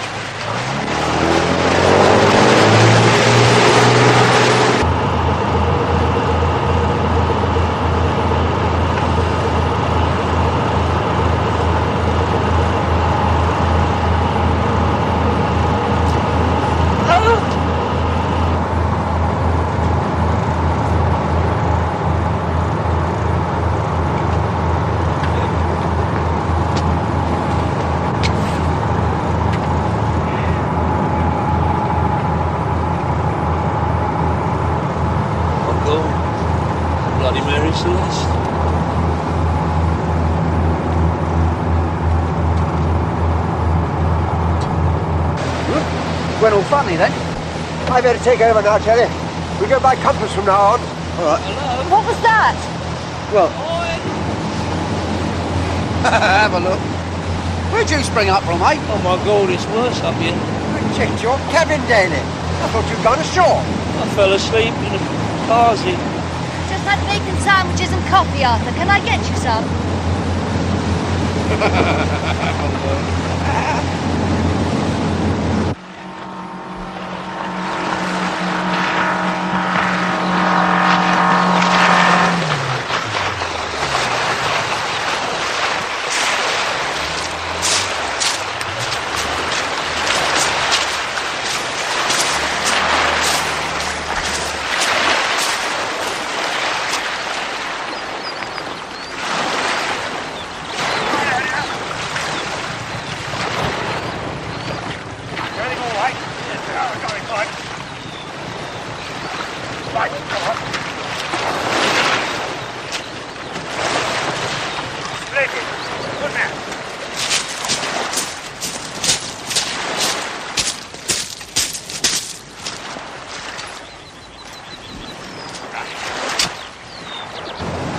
You're going to have to turn this thing round and take me back. I think I'm going to die. Too late for that, Daly. The rendezvous is arranged. Anyway, there's a lot of money involved. Some of it's yours, you know. Rendezvous? What money? Don't you know? I thought Arthur... Now, you don't want to bother yourself with this, Terry. Shut up, Don't touch me! Well, come on, Hawksley, out with it. My dear chap, I'm sorry if you thought I was stringing you along, but Arthur was supposed to put you in the picture last night. He said you didn't want to be involved. That's why I was rather surprised that you came along today. Involved in what, for God's sake?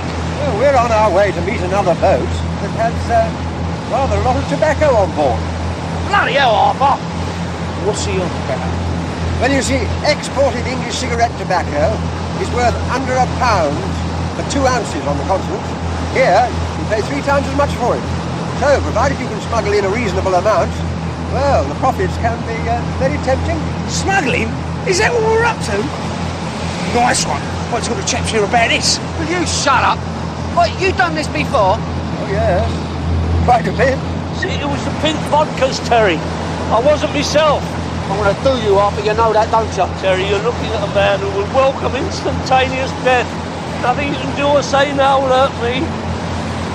Well, listen, what do you think about all this? Well, it's rather good money. Very exciting. Right and all. Better than putting fiberglass inside of old cortinas, isn't it? Have you snapped or something? Just because it's all yo-ho-ho and splice the main brace don't mean you can't get nicked, does it? Terry, please don't give us one of your lectures. I don't think I could stomach it. Now, leave it out. Tell me this is double sweet, this is. And you was going to bung me 20 sobs for the use of my van? You old scallywag. Don't leave me!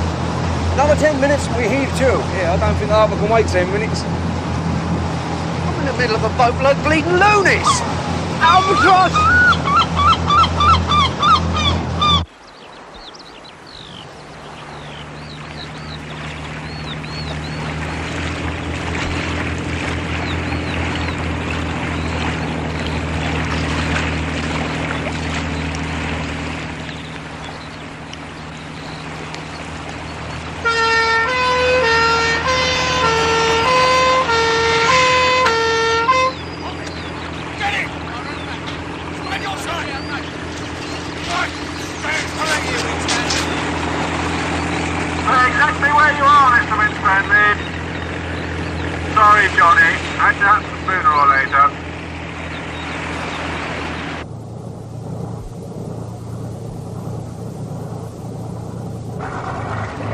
now, then? Well, with any luck, we make contact with Antoine. Then we transfer the tobacco. Then it's full ahead both back to a convenient little spot where Johnny will be waiting.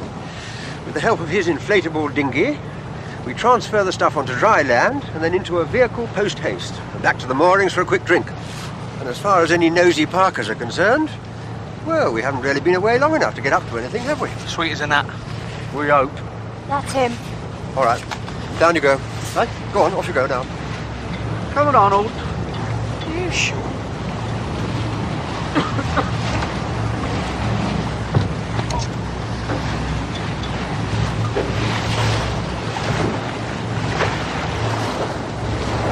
Are you supposed to say ahoy, mate, and all that? Hello, Teddy. Hello, Antoine. Everything okay? Bonjour, sailor. Don't worry with all that. Come on, let's get on with it. Oh, yes, Squire. Let's do that. Squire? No squires in France. Come on, go down. Go down the boat.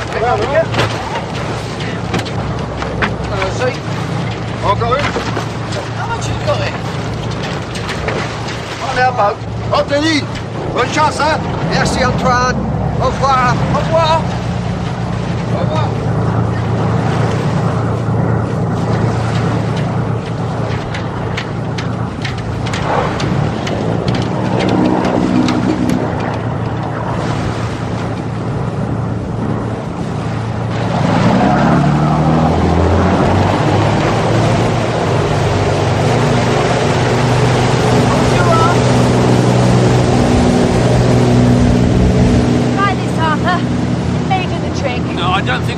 Anything down, my dear.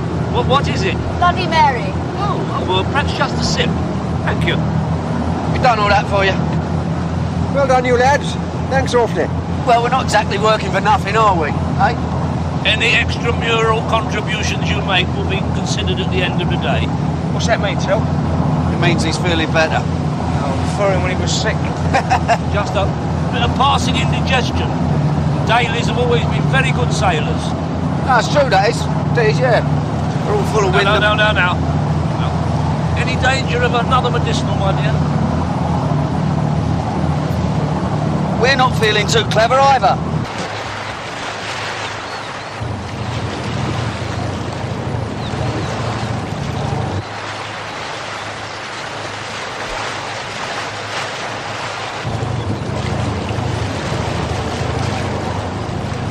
Come on, Johnny, get your dinghy launched.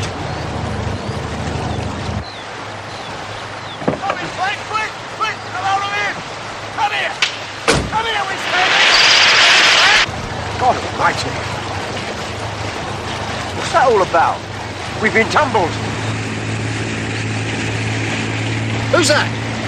It's the river filth. Customs and excise. Well, a fat man in a boat.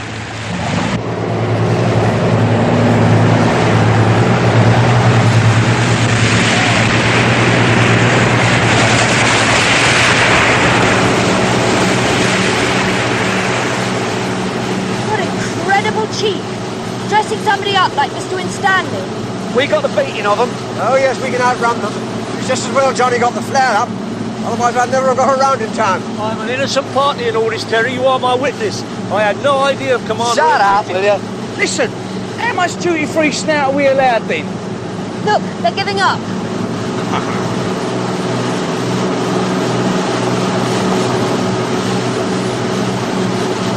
So what now, then?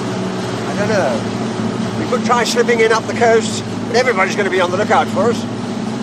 Well, simple, isn't it? We dump it. I beg your pardon, Terry? They've probably been on to Hawksley for yonks, this lot. We nearly got done bank to rights just then. Now, while all this is a nice jolly jake for you lot, I've got form, remember? I don't intend going down again. I must admit, the odds are against us now.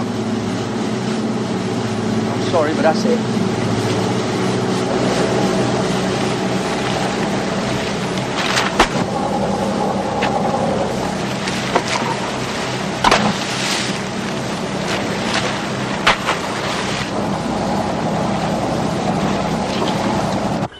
It's a place called Sowley Beach. A lot of things get washed up there. Wait, what have you got? It's my gear, isn't it? Didn't bring any gear. Terry, open the boot. There you go. How are your smuggling, mates, eh? Free but furious. God, you ought to see them custom geezers turn that boat over.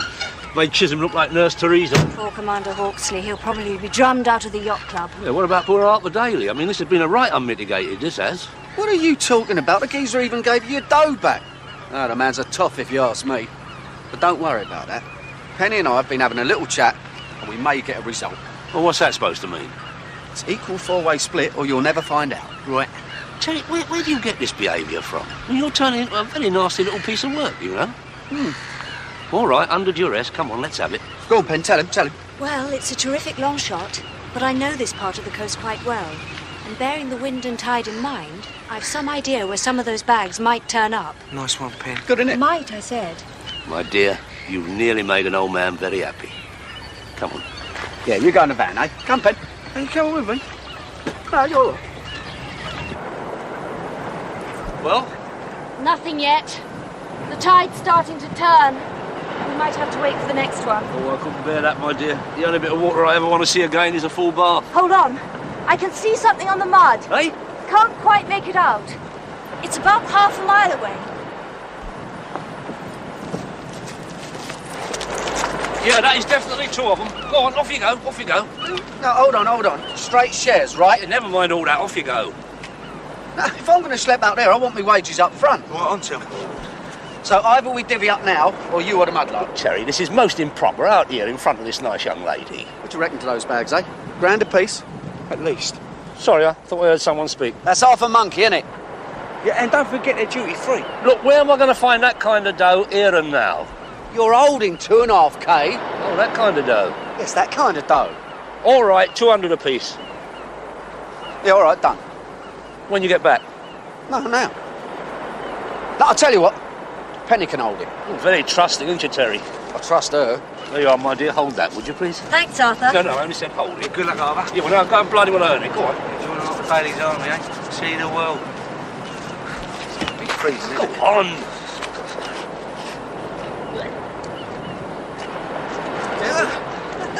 Look at your strides. Ah, no. Get all dressed up for the seaside, did you? Got a booty. No, you get the other one. Come on! Do what? Come on! Shut up, will you?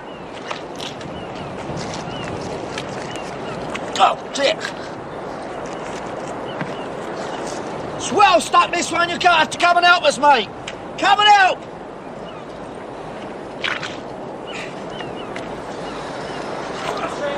Oh no, this one's the same. It's worse, there. Oh. I'm not dressed for this. Come on.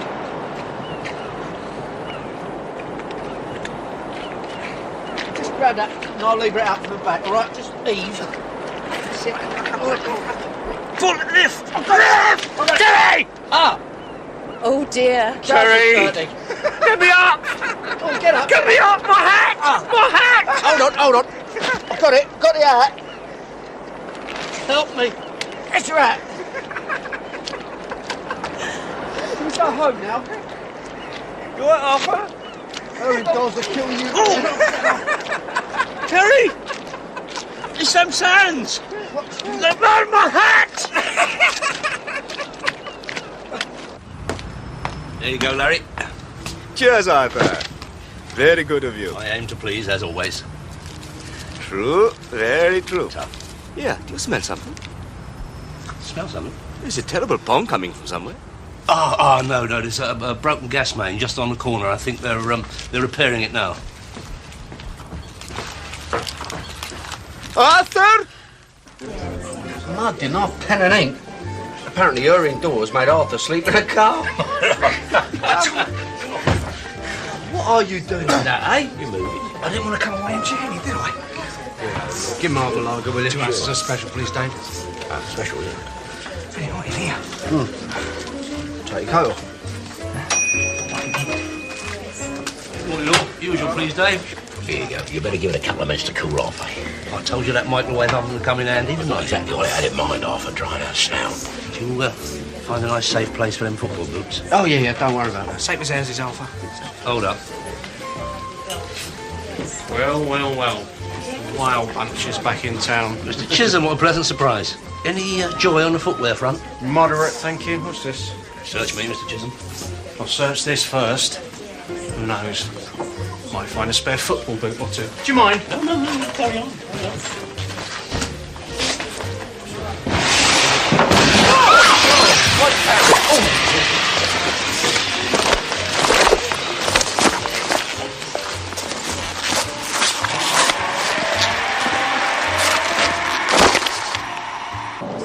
You bleeding lunatic. That's the last time I do any sort of business with you at all, How was I to know? What? What's the matter? Nothing. Trying to blow chaps. I'll see you on, later. hold on. Tell Hardy, look, he's not... Hardy! Terry!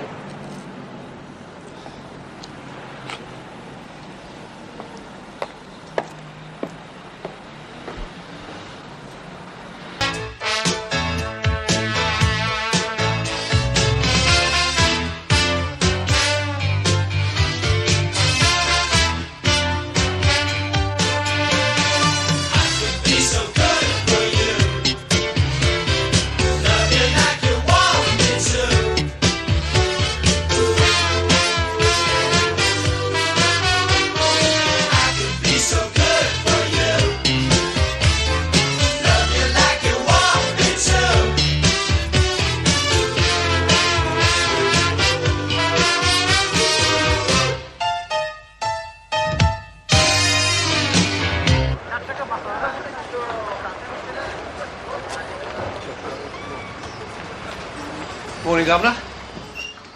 Show me about. No.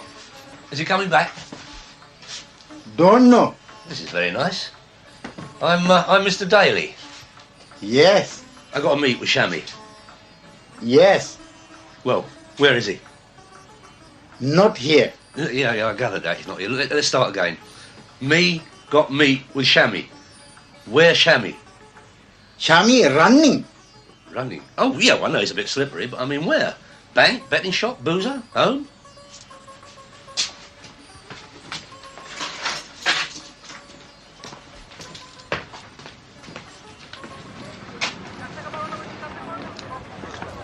There. Cup of tea? Tea. Thank you kindly. Don't you get cold. Go on, you get back to the old Jack and Jill.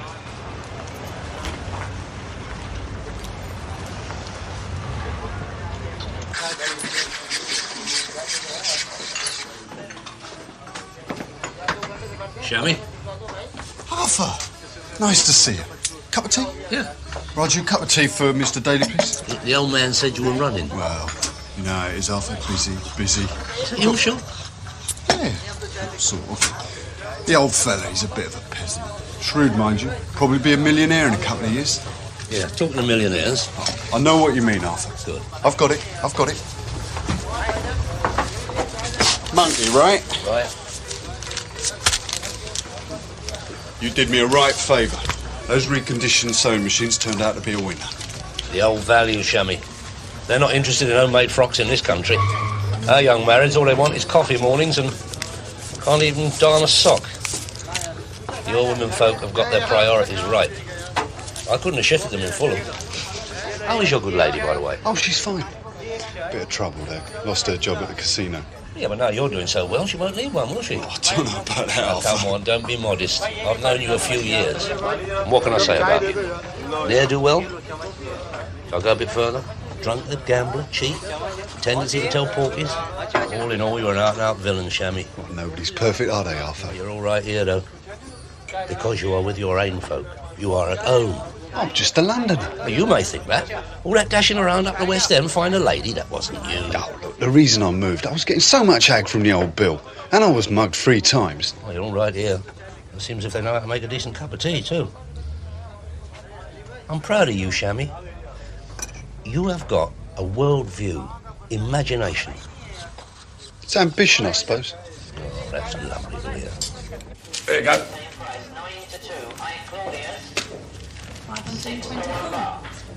Who's the lucky boy? Pure skill, that is. Oh dear, hello, sir. Is that Arthur's winnings? No, that is Terry's winnings, son. Oh, handy. It's my first Yankee ever. Yeah, I've done hundreds of them. Oh, I've done hundreds of them. It's the first time I've ever won them. I'm skinned. Tell, you wouldn't like to sub me some money till tomorrow? Well, what's happening tomorrow? Nothing. Yeah, go on, son. Here's a cookie. Let's go, Ray. I want to get some things. Bread, butter, sweets for my little girl.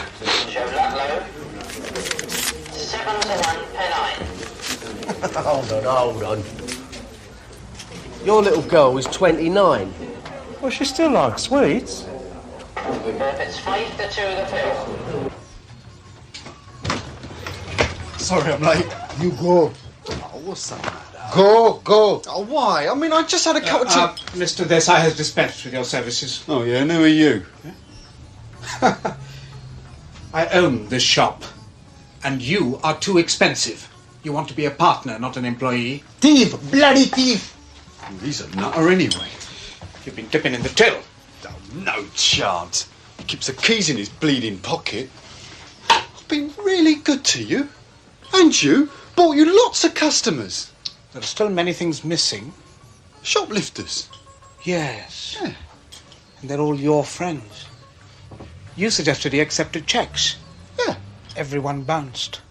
You took deposits on, 2 TV sets and a music centre? Yeah. Every address is false. Yeah, well, it could happen in any shop. 15 videotapes are missing. Yeah, but he doesn't organise anything, does he? Anyway, he's a crook. I know what you're up to, ferrying videos to Bombay. Ah, so when he goes to Bombay, you help yourself. You've been very foolish. I was grooming you for higher things. I had you checked out, but as Ajit says, you're nothing but a thief. I'll get me things then. Go! Go! Take it easy. You're a peasant, just like the rest of them. You might have a second-hand Cortina, but your brain's back with a bullet cart. Your Indian likes to graft. Up at the crack of dawn, open his paper shop, get the kids off to school. I mean, I was up at Brick Lane. You should see that place. It's thriving. I saw only one white face while I was there, and I think that was Lord Attenborough. Have one yourself, Dave. Oh, tar and... Sir. I seen an Indian playing the bagpipes years ago. And? You wouldn't think they'd bother. Give it a syrup one, Dave. I don't. Hey, Dave, your friend of mine, old Shammy, even he's got the flavour of hard work, dashing about like a good one. Yeah, I don't believe that. Yeah. Shammy? Yeah, I met him once going to hospital. He was going to have an x-ray to see if he had a day's work in him. Yeah, he was dead worried when they brought in the 3-day week. He thought it was compulsory. No, that'll be $2.70. I still get on the slate, Dave. I'm doing out a chalk bath. Come on, let's have some cash for a change. All right. Don't get steak. What he loaded there? There you go. You may scoff, but he is a changed man, and I put it down to marriage. Yeah, well, Gail's a nice bird, but I mean, he did only marry her because she had a job. Right? Yeah, well, she hadn't now. Yeah, I bet he's half hungry. Yeah, you're so cynical, aren't you? Just because all your personal relationships are based on the physical rather than the spiritual. We have a problem, Governor. What's that, Mr. Chisholm? What, a £20 note?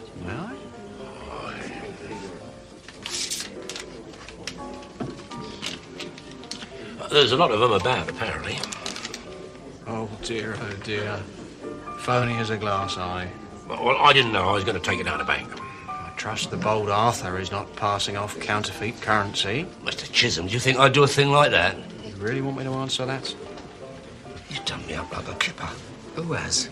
Oh, yeah, fine piece of work, this. Any more? No, I don't even know where I got that one from. Half a paying cash. I thought it must be a wind-up, you know. Oh, you put me in a bit of a quandary. You've obviously broken the law. I have not lodged a complaint, Mr. Chisholm. Oh, but I have the evidence, and I'm a witness. No, hold on. He didn't know it was bent, did he? That's no excuse. Ignorance of the law. You, above all people, should know that. Oh, come on, Mr. Chisholm. I'm a victim of circumstances. All right. Where did you get it? I don't know. I'm a businessman. I mean, money passes through my hands hour by hour. Yeah, me too, sometimes. Incidentally, Arthur, you still owe me £2.70. Dave, please. This is a crisis. Yeah, I know. I'm out of pocket. Stick it in the book. Leave the book. It's getting longer than Gone with the Wind. Hello there, Charlie. You have an obligation as a citizen. It is your duty to help your local police. He's asking you to grass. That's right. I suppose that's a dirty word in your tiny vocabulary, is it? That's right. What's wrong with giving us a bit of information occasionally? I don't understand you people. No, you don't, do you? It's like the old school tie. Oh, yeah. That's why half of them will grass their grannies. I'm inclined to agree there, Mr. Chisholm. I blame the media, newspapers. I mean, if you can't rob a bank, you can write an article about it for the Sunday papers, can't you? Not that I would know those sort of people, you understand? Syrup's led dip. So? You didn't. Go. See you later.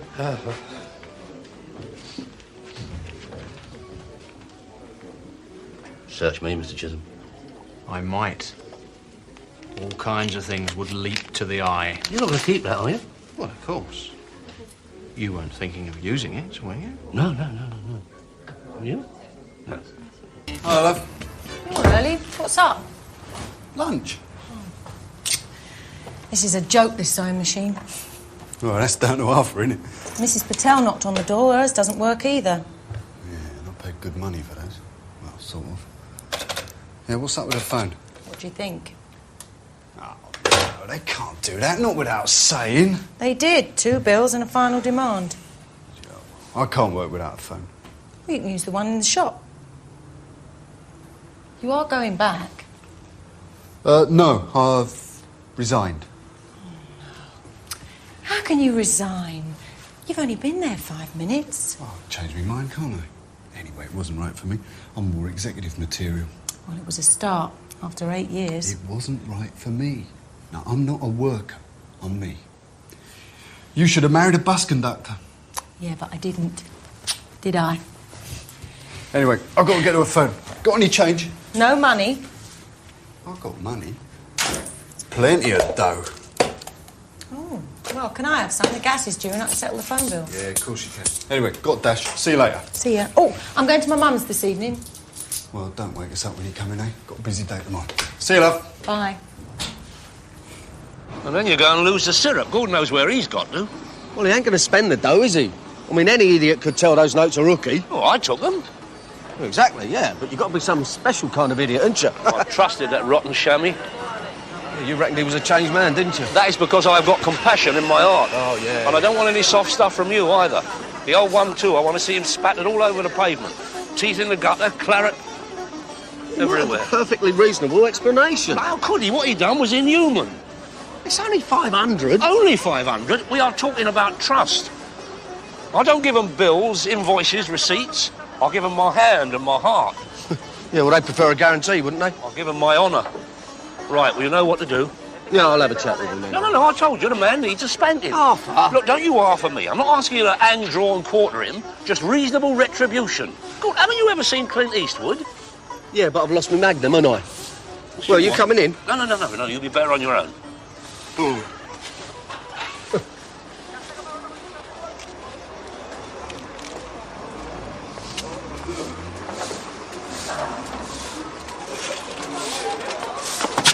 Terry, he's out here. Got a bullet from him there, you know. He's up the street there. Oh, yeah. Well, don't let him get away. Wait!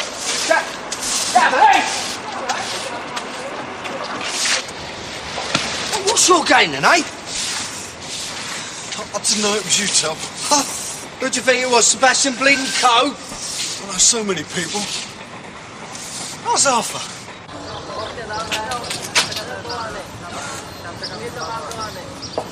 Are you the man from the council? Certainly not, madam. I've got him. Now, do you want me to hold him while you hit him or what? What a deplorable suggestion, Terry. What made you think of that? You said you wanted him splattered all over the pavement. Nah, not me. No, we're civilised people. I'm sure there's a perfectly reasonable explanation, isn't there, Shammy? Oh, yeah. Of course there is, Arthur. Can't imagine what it is, but I'm quite prepared to listen to it. So shall we to the nearest rubber dump? There might be people in there I don't want to see, Arthur. There are people here you don't want to see, Sunshine. So you just have a little shufty, eh? Or as you say, a deco. It's okay. Go on in, then. I was brassic. I bought them. £5 for each note. Oh, that's nice. And you told me that shop was yours. I never did. Yes, you did. Did I? Oh, to be honest, I must have been lying. Look, you bought some sewing machines off me. I owed money. Ordinary debts. You know, playing cards, GGs, gas bill, rates. Simple things. I worry about Gail. She works so hard. We went down to Eastbourne for the weekend. I borrowed the dough. I needed some shoes. You know what it's like, Tel. Oh, yeah, I know what it's like, yeah. Haven't you got any assets? Nothing. I'm one of nature's debtors. I was in the red from birth. Aren't you ashamed? Yeah, I am. Got a possibility. Oh, yeah. I'm thinking of going into show business. What, pantomime? Movies. Videos. Do you want me to cut you in? Oh, yeah, I love that. They make more films over there than in Hollywood. Look, all I'm interested in is my 500. Don't you trust me? God. Look, let me explain. The big money is over there in India, right? Not here, they ain't got the facilities over there. And the government hates videos. You get the master tape of a brand new Indian film, take it over to Bombay, sell it, a licence to print money. Yeah, you know all about that, don't you? All right, so I needed some easy money.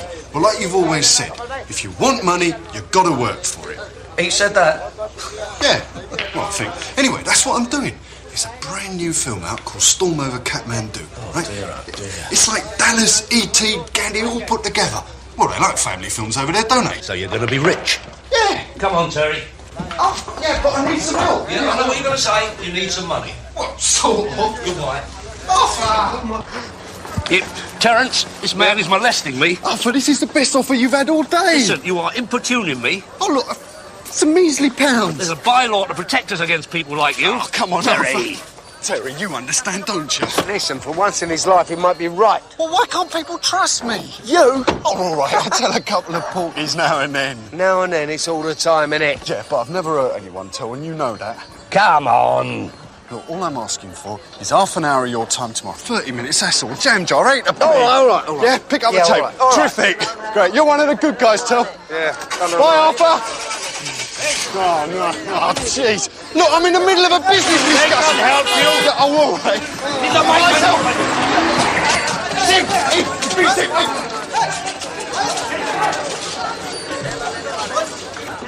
That's going to be a winner, this. Incidentally, have you got a licence for me, just in case? In case of what? In case I get a pull. I had a licence years ago. You what? You came here as a bona fide instructor. I never said that. I taught my brother. Your brother? He's in Maidstone jail. Yeah, not for a driving offence. Stolen motor. There's nothing wrong with his driving. That was as sweet as a nut. You misled me. Nah, you must have been Brahms that night. Never said anything about being a bona fide instructor. All I said was anybody could do it. Look, I'll guarantee tomorrow I'll have all the credentials you want, eh? And a driving licence.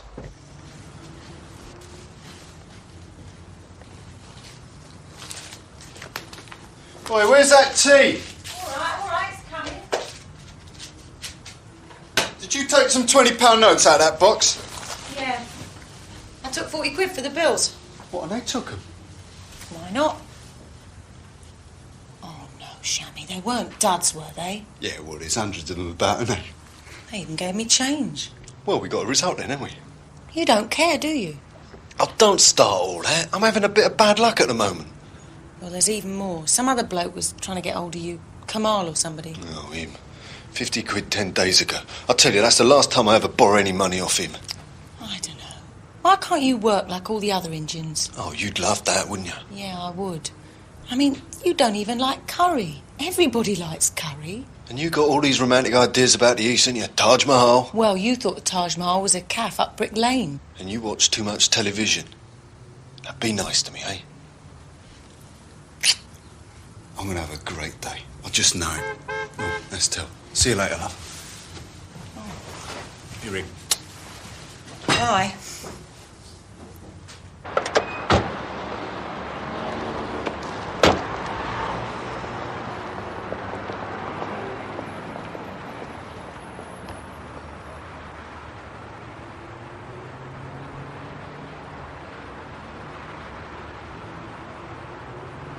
$15 of them.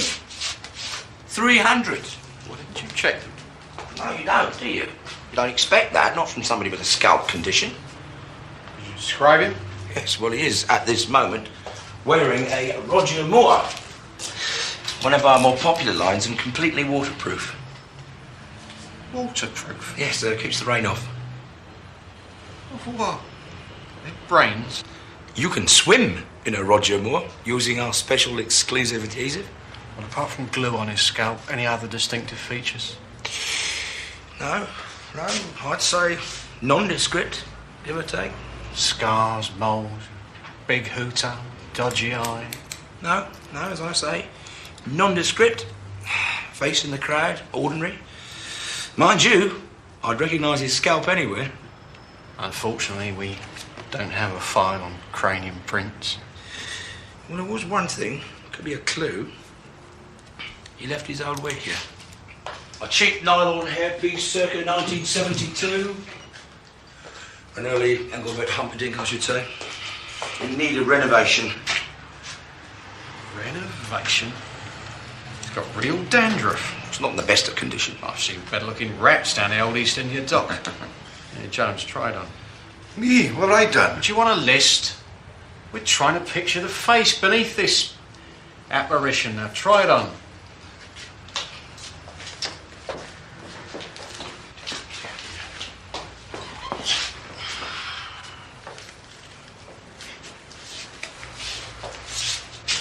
I feel all right, Burke here. True.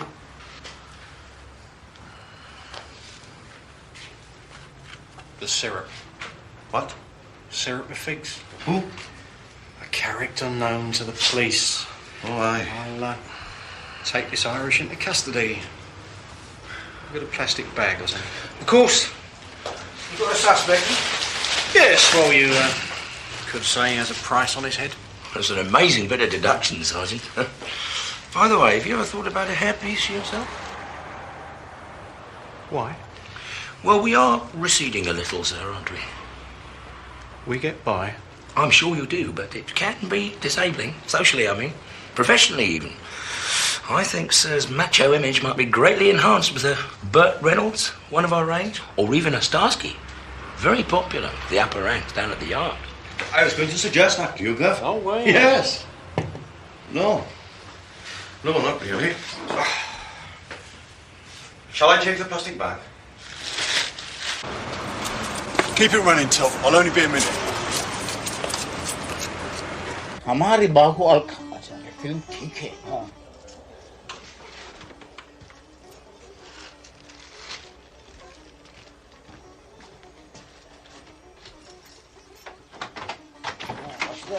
Train ना गया उत्तर दक्षिण ओ film ठीक है अच्छा कोई बात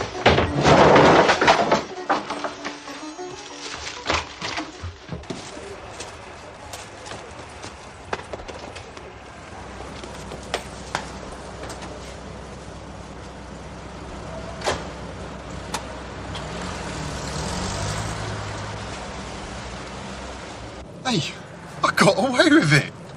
How about that? You nicked that video?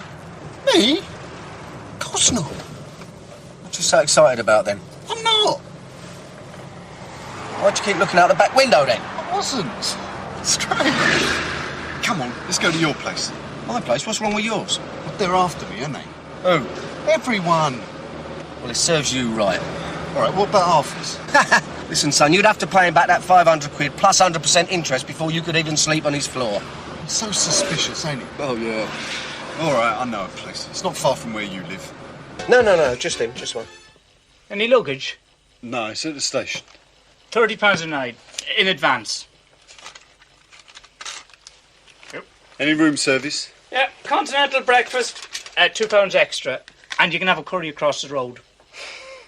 Cheers. Number 57 down the end of the passage. Have a nice day. Yeah, but she's here now, Smudger. Your first pupil. Well, how long's that going to take? Well, quick as you can, then. Yeah.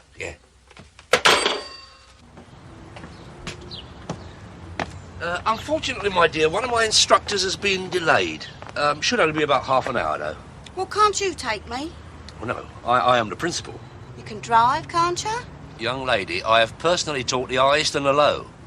From advanced motorists to people who don't know the difference between a slip differential and a windscreen wiper. Well, you'll do then, or I'll go. No. Have you actually put down a deposit? No, I want that new introductory offer, 10 less than 60 sold. Oh, yes, certainly, my dear, certainly. What's all that about? No, you can't be too careful. Well, give them back then. No, that's perfectly all right. What am I, the phantom forger? No, of course not. Shall we? Oh, I know the rudiments. I mean, I failed my test 4 times. They're all against me. Who are? All of them. They don't like my attitude.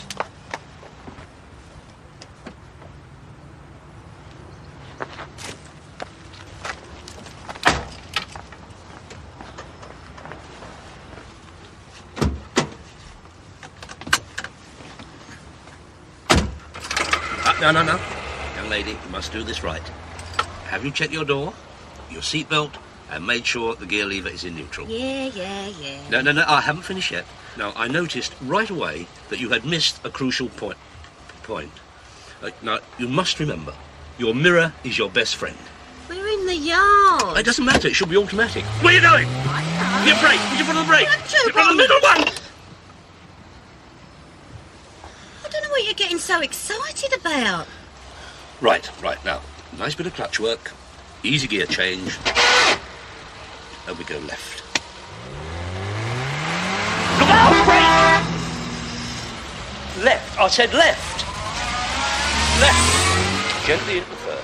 Oh, my God. Well, look, we drive on the left in this country. Yeah, I said left. It don't matter. Well, I think it does. You see, if I say left and you go right, it means... Oh, my God, brake! Brake! Brake! Very good, Denise. Oh, my God, he's taking my number. Drive on. You see, Denise, you may not think it's important that when I say left, you go right. And, of course, I suppose cosmically, it isn't. But to mere mortals like myself, it gets confusing. We go left. Look where you're going!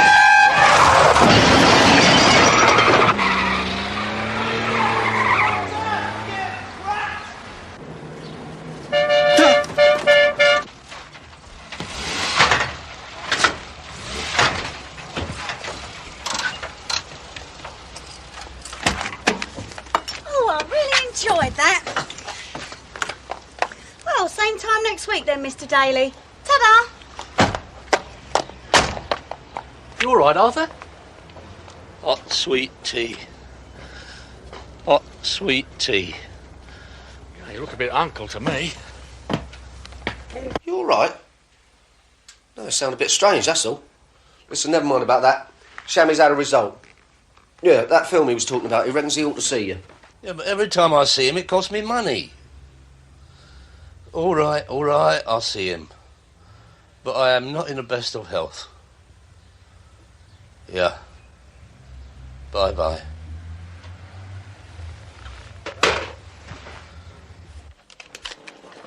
Well, I'd like to see Mr. Gopal, who checked in earlier today. Oh, yeah, number 57, down the end of the passageway. Oh, tough.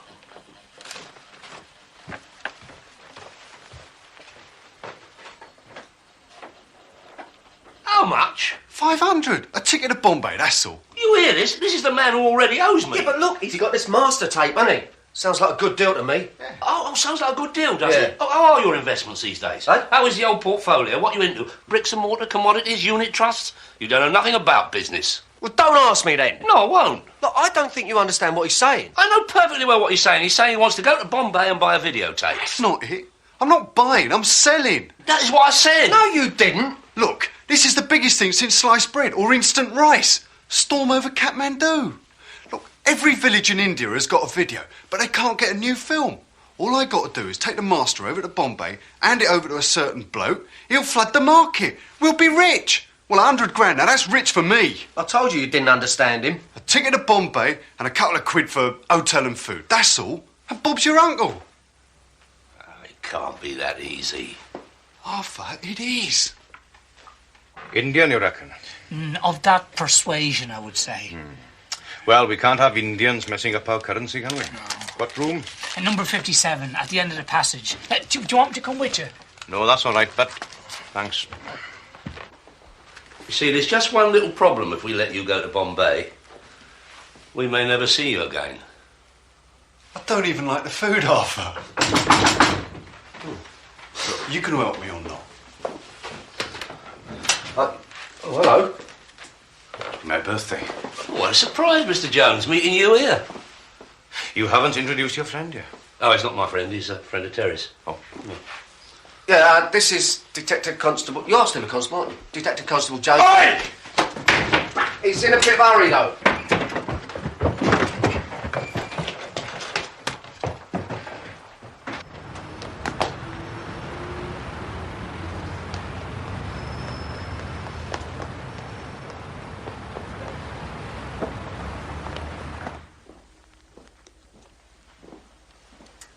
Well, what do you think?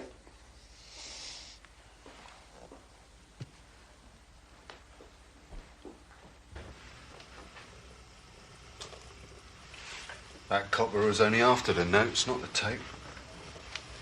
Why didn't you go home? Oh, what do you think? They're after me, aren't they? Oh, the street's all bleeding night. Was it on with Arthur? Me going to Bombay? Oh, God knows, mate. Pity. I thought they were rather good. Oh, terrific, weren't they? Nearly got you, Nick, me and Arthur. You ever thought of getting a job? Eh? No, sorry. Morning, Gav. See from the duty book there was an incident with a £20 note. Again. I ran after the man, but he got away. And when I got back, Daly had gone. Daly? Aye. And his friend.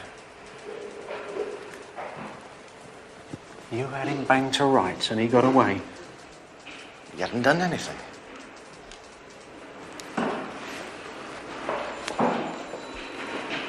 May I outline the scenario so far?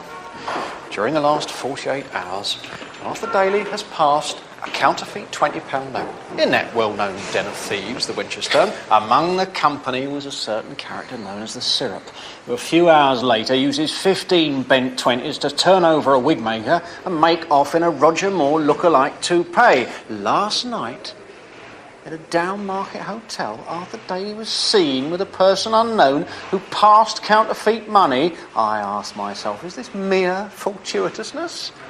I think not. I agree, Gav.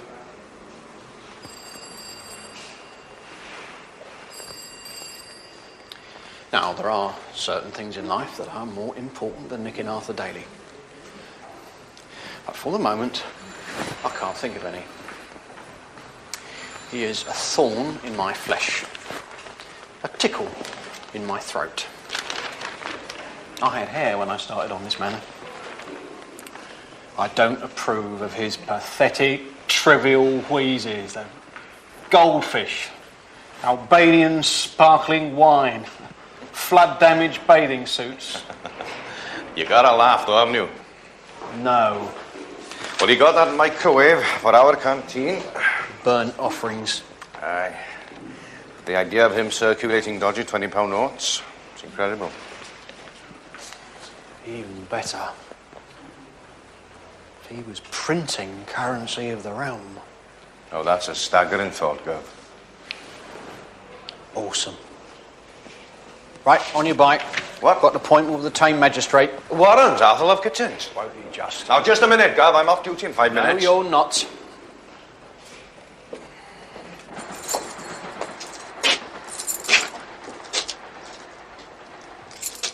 Oh, dear. Gave me quite a little turn, then. Well, good day, gentlemen. Buying or selling? Please, open the door and enter. That's just what I was going to do. Can I help you? Oh, absolutely. Well, it's funny seeing you. I was down Brick Lane the other day.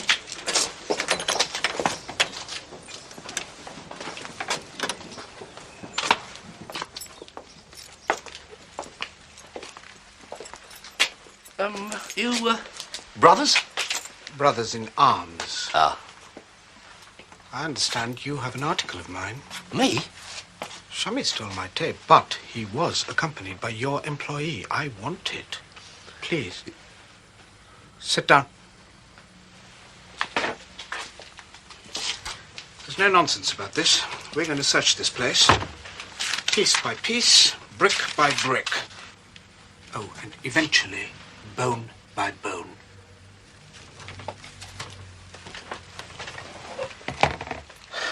Begin. Look, I haven't got it. We're very careful, and if we don't find it here, we'll do the same to McCann. Would you like a cigar? Oh, so? Well, among other things, I'm also a wholesale tobacconist. Oh, this could be your lucky day. Would you be interested in 8 grosser cigarillos? Argentina, actually. But, you know, with the political backlash, a bit difficult to shift them. Oh, thank you. Well, there's many other things here that could be of interest. I own 3 corner shops, 4 newsagents, a couple of do-it-yourself shops. Paint, 5-litre pots. Perfect for your handyman, as used by the local council. We call it institutional green. Just up. Okay. उनसे भी बड़ा वाला ढूंढ लो.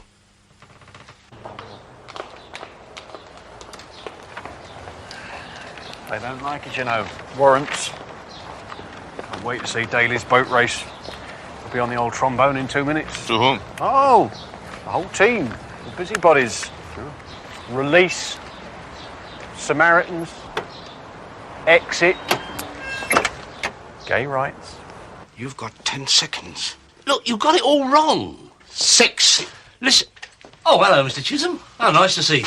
What's this, a Dutch auction? Or even a doolally auction?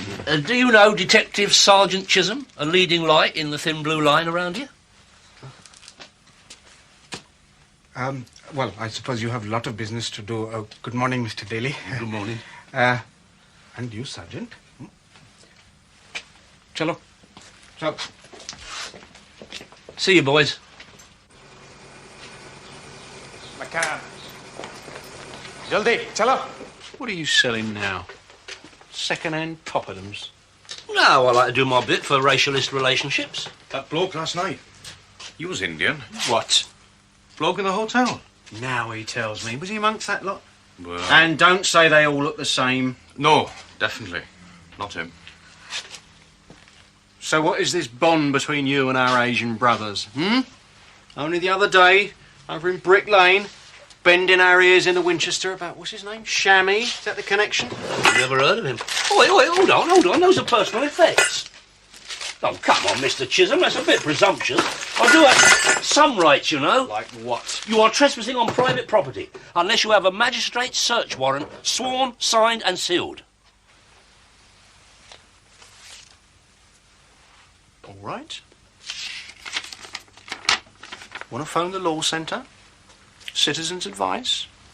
Channel 4. I think the best thing you should do is sit down. Or better still, kneel down and pray that we don't find anything. Look, Mr. Chisholm, what have I done? All sorts of things. I was hoping to find a printing press.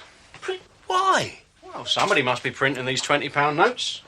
Would I do that? Probably. Oh, come on, Mr. Chisholm. All these years you've known me. Yes. Miss Selfridge. You do anything for £1 or a penny. For a £20 note, you mortgage your soul. Oh, that is an offensive remark, Mr. Chisholm. I've been saving that one up. Why have I come to see you? A man is impersonating Roger Moore. Sundry Indians booking to hotels. What is the common denominator? All roads lead to Daly. Oh, in that case, you better search then. You carry on. You found anything yet? All kinds of remarkable things. Everlasting pencils. Oh, no. Don't buy any of them. That's just a gimmick. Scotch. Loch Eim. Loch Eim? Jews say that. Yeah, that is for discerning Jewish Scotch drinkers. I cater for all palates. Hello? It's me. I'm with Shammy. He wants some dough to get his ticket. There's a flight this afternoon. We'll shoot over, OK? Well, why don't you, Who's that? You know me, Terence. Did you say Shammy? Is that our Indian friend? What's the matter with you people? Don't you trust us? Go over to McCann's place. I'll stay here with a bold Arthur just in case McCann is stupid enough to drop in for a cup of tea. Well, why shouldn't he? I mean, the only folding I'm holding was rolled off by Her Majesty.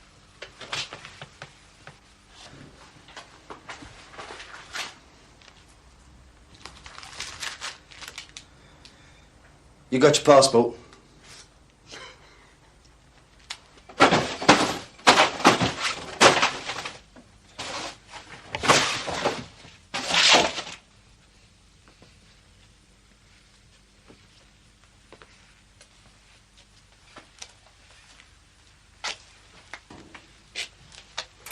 Could be a secret panel. Oh, yeah. We might find all kinds of things. Yeah, and damp will be one of them. There's a screwdriver over there.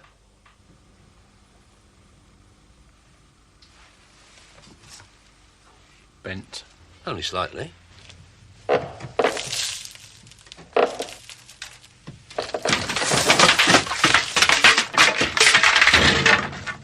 oh dear.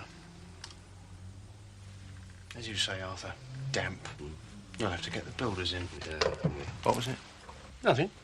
You're not complaining about my behaviour, are you? Certainly not. I don't know. It's like having Attila the Hun to tea.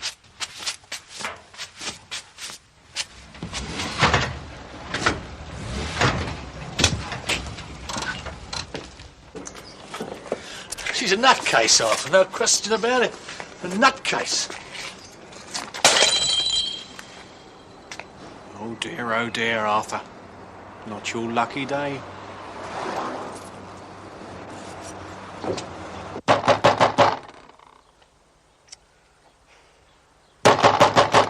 Hey, look. Chalo.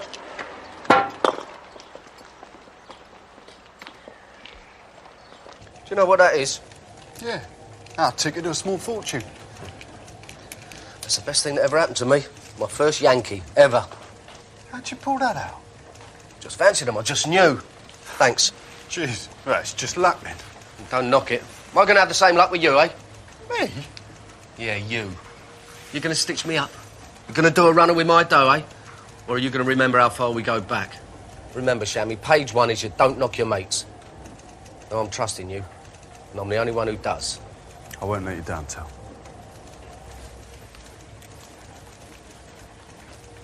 Send us a postcard, eh? It's very quiet without Arthur, isn't it? You fancy him having an early night, eh? The only time he'd done that before was the first night of his honeymoon. He had you clock the syrup. Gold. What do you reckon? Handsome, eh? All right, I'll give him. What have you come as? Roger Moore. That's Roger Moore, look. It's my new identity. I've cleaned up my act, as they say. Nobody recognises me. I recognised you, syrup. Yeah? You had to think about it for a minute, didn't you? Give me a large brandy, Dave. Coming up. You know, I'll always be grateful for Arthur. Yeah, well, he don't see it that way. He reckons you nicked his money. How could I? It wasn't real money, was it? He's got a point there, hasn't he? I mean, Arthur couldn't have spent it, could he? He would have thought of a way, wouldn't he? In fact, I'd done him a favour. If he'd had the dough in his pocket, Chisholm would have nicked him. I mean, be fair. Obviously, I'll give him a drink again. I think you'd rather have 500 sobs. You know that mirror's out of order, don't you?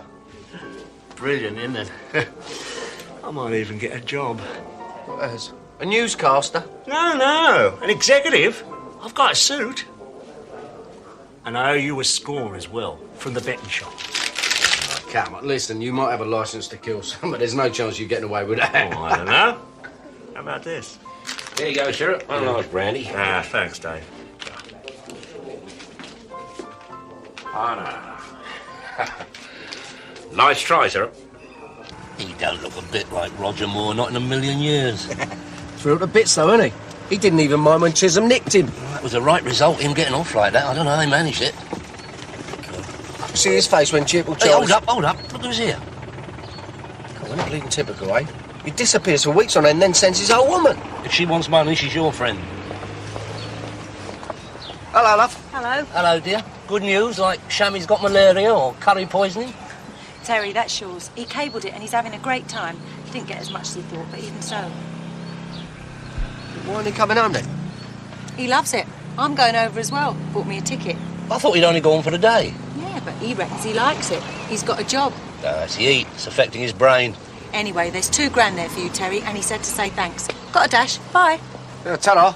Thank you. What do you mean $2 grand? 500 of that is mine. Yeah, and 1,500 is mine. Well, why? I had all the aggravation. You what? You better check those notes. It might run in the family. Nah, they're all right. Well, at least count them. All right. 20, 40, 60, 80. 100. Very good. 100. 120, 140, 160, 180. 200. 220, 20, sorry, yeah, no, I'm miscounting. 260, 280. I'll forget, I'll start.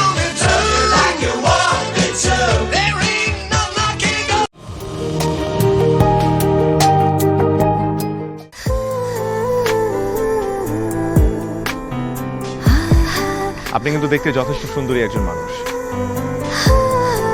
দেখতে বেশ romantic, যেন শেক্সপিয়ারের নাটকের কোনো নায়িকার মতো। ভেবেছিলাম। কিন্তু আপনি তো পুরোটাই মর্মান্তিক। যে কোনো মানুষ আপনাকে দেখে মর্মাহত হতে পারে।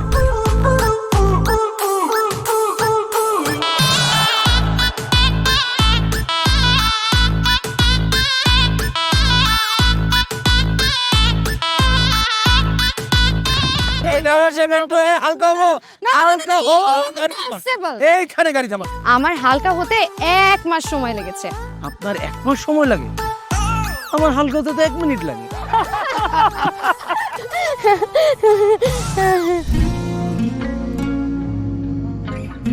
আমার কাছে মনে হয় জীবনসঙ্গী এমন হওয়া উচিত যার সাথে আপনি প্রতিটা মুহূর্ত উপভোগ করতে পারবেন, সারাক্ষণ খুনসুটিতে মেতে থাকতে পারবেন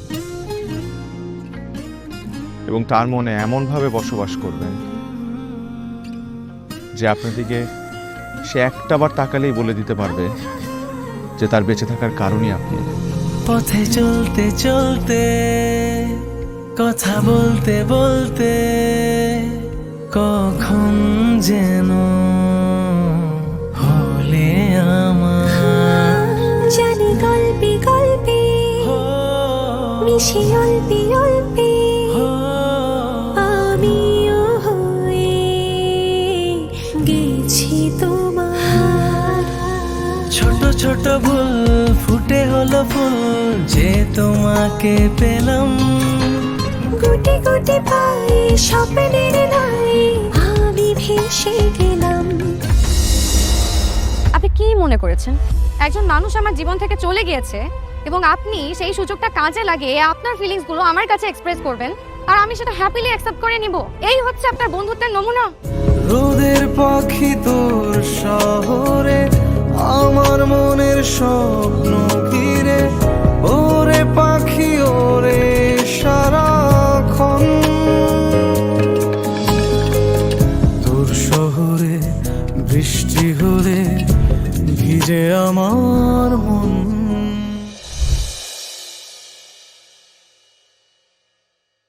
Như phi công vậy. Ok, bài tiếp, bài cao. Thua rồi sao nhỉ? Thua rồi sao ấy? Rồi. Thằng Zena bắn đau lắm, Zena 2 đồ rồi. Chịu. Zena Sojin với cả cuồng đao đều hiểu. Vội vậy chồng. 6.8 à, vậy sẽ lên 7. Ok. Thằng nào phải đắp cho thờ red mà. Thôi đừng nói chung với nhau đây. Mèo mèo mèo mèo mèo mèo mèo mèo mèo mèo mèo mèo. Trốn mày trốn. 5 địch mạnh nghe, lắp thằng này vào xong mày địch từ cái xếp tiền nhé, thề thua rồi không là bắn cũng khỏe nhưng mà chúng nó còn quỷ hơn cơ. Đéo sao Zanna 2 đồ đéo chịu được, quỷ đó chịu.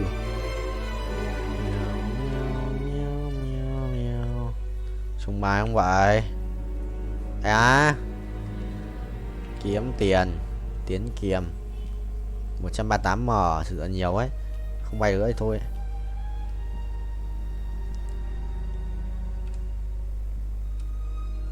Máy đẹp đét 400 mà 2 này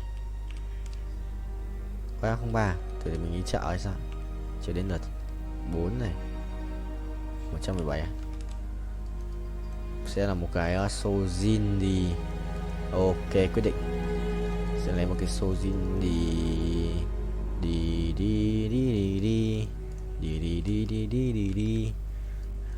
Go here 707 triệu sẽ được lên 6.8. Tốc độ sẽ là mắc ping không, quỷ ác quỷ phi phai, tốc độ bù đắc bù nào nào. Mấy thằng này có một chút game thôi chứ. Thằng này rebirth 163 lần. Kìa vậy.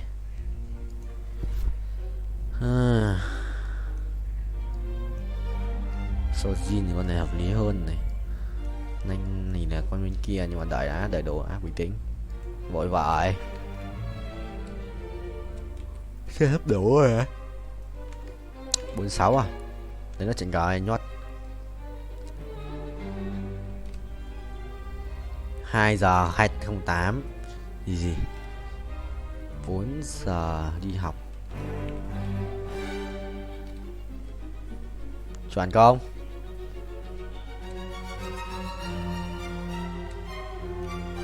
Mai học xong nhớ làm gì? Đi tập tài môn tự sản, tối tập tiếp.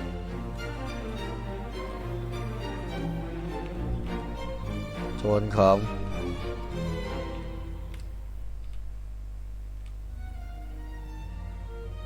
Nhiều đi quá này, ngon. ভালোবাসা সুন্দর, ভালোবাসাও সুন্দর। মানুষ নিজের অজান্তেই ভালোবেসে ফেলে।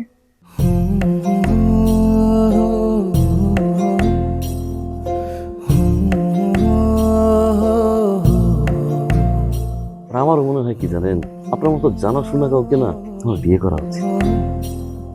এটা কি উপলক্ষে? ম্যাডাম, ফুলটা গ্রহণ করুন, তারপরে বলতেছি। ভোটার আইডি কার্ডে যার স্বাক্ষরের জায়গায় টিপসই দেয়, এখানে কেউ ডাক্তার। এই দুইজনের মধ্যে যে আগে ম্যাডামের মন জয় করতে পারবে, ম্যাডাম তার। একদিন না দেখলে তোমায় বন্ধু আন্ধার লাগে সব, তোমার এই প্রেমে এমনই টান। রোগীদের তো ডক্টরের কাছে আসলে ব্যথা কমে যায়, আপনি তো উল্টো হলো কেন? আপনি কি একটু উল্টা? তোমায় ছাড়িয়া যাব মরিয়া, তোমায় ছাড়িয়া যাব মরিয়া, যেও না বন্ধু আমার, ভুলিয়া ভুলিয়া। আমার মনে হয় আমার সমস্যা কপালে। ম্যাডাম, আমার কপালে নেই, আমার কপালে আছে দাগ।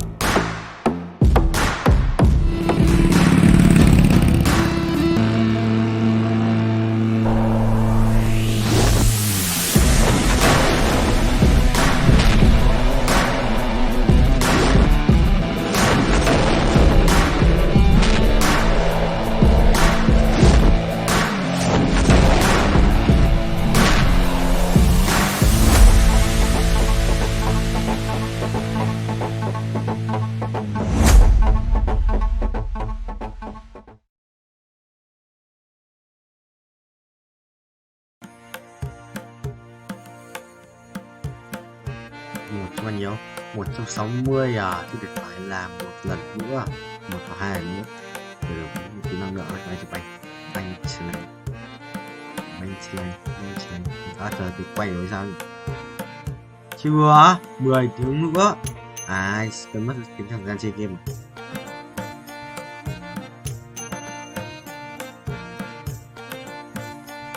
Trốn. Good. Ngon.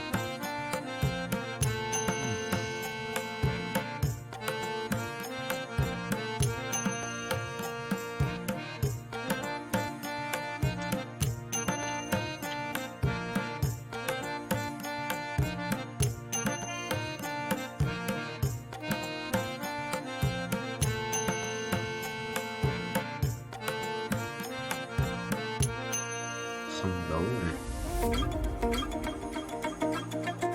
Đấu sĩ à?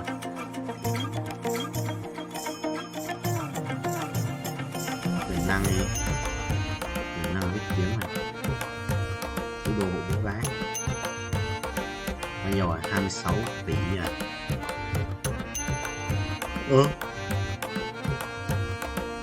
Người thì là 200 này.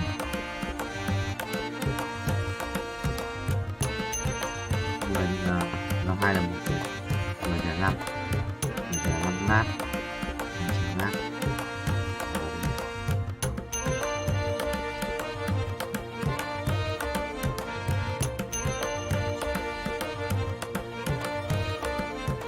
Hai là 10.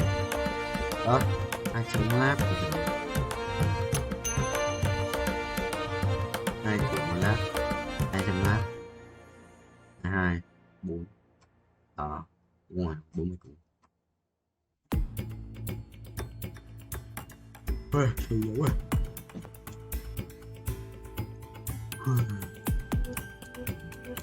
Hai 210 lần nữa đấy. Một sống vậy à? Đúng 2 bay 2 nữa lấy 5 triệu.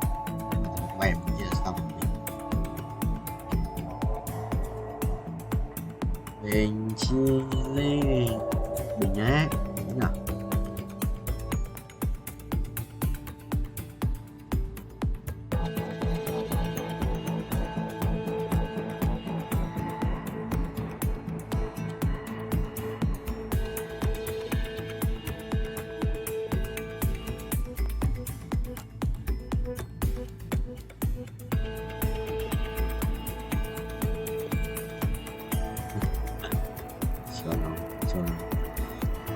Olivia, ngon có biết kiếm của anh đâu. Máu, máu, hồi máu, hồi máu, hồi máu, hồi máu. তোমাকে 15 লাখ টাকাই দিতে হবে। তুমি যদি দিতে না পারো তোমার বাবাকে কল দাও। তোমার যত জমি জিরাত বাড়িতে যা যা আছে এগুলো বেচা হইলেও তোমরা আমাদের টাকা পাই পাই করে শোধ করবা।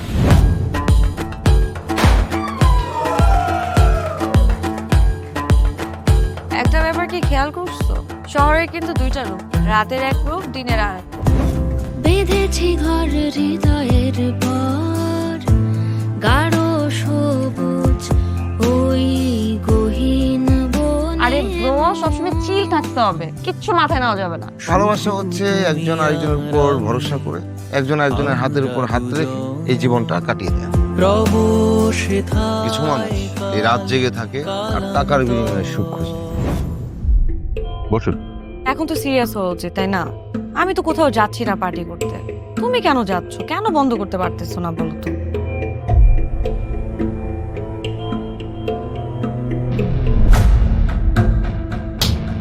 কার যে কোথায় সুখ সেটা তার প্রিয় মানুষটাও কখনো জানতে পারে। পাশাপাশি তবু যাচ্ছি বিপরীতে, কাছাকাছি তবু যাচ্ছি বহু দূরে। Hi, you look good. Thank you.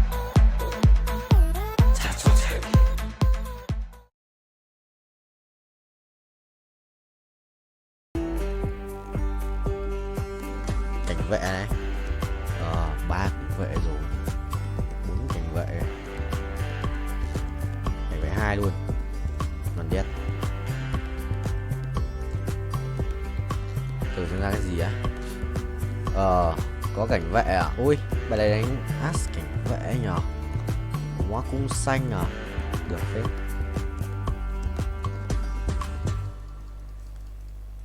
As cảnh vệ. Nó thì lướt này. Ách cảnh vệ rồi. Đánh chung bài 4 tranh. Cảnh vệ, as cảnh vệ thì sẽ là phần đầu rồi. What the hell? Cắt lin đâu? Đây. Đây. Thôi cái sao mình nhớ mà, kệ đi. Cứ cho cảnh vệ vào đã.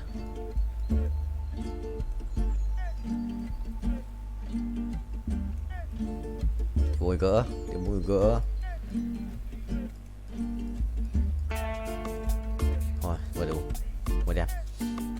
Cung xanh này, vô cực rồi. Cung xanh vô cực với cả cuồng đao à? Dấu có cuồng đao, xít quá. Chắc là chìm quá rồi, chắc thế. 82 máu à? Trốn nhỉ? Sẽ một chút trốn đấy. Mình sẽ lái cái này trước. Ok. Tốc độ cao đét. Ok, được rồi.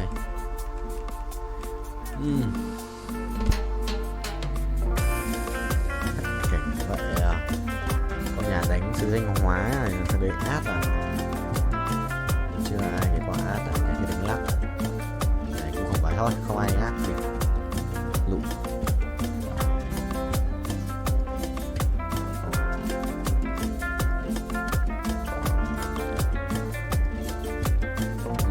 San mà gì này? Xin ra chơi.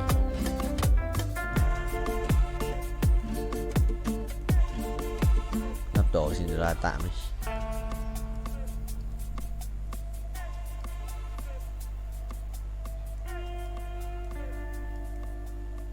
Xin là ra tỷ đấu sĩ này. Mình mà đánh thì nhầm, trở thành đấu sĩ tiếp và 5 tỷ ấy.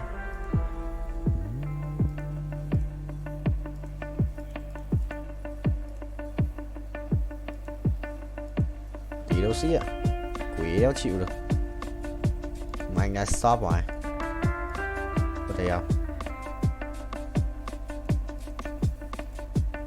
Anh nhầm ui tí nó xóa. Tí thầy nhót. Tí thầy nhót này mà. Bình tĩnh, tự tin và tự tin. Bình.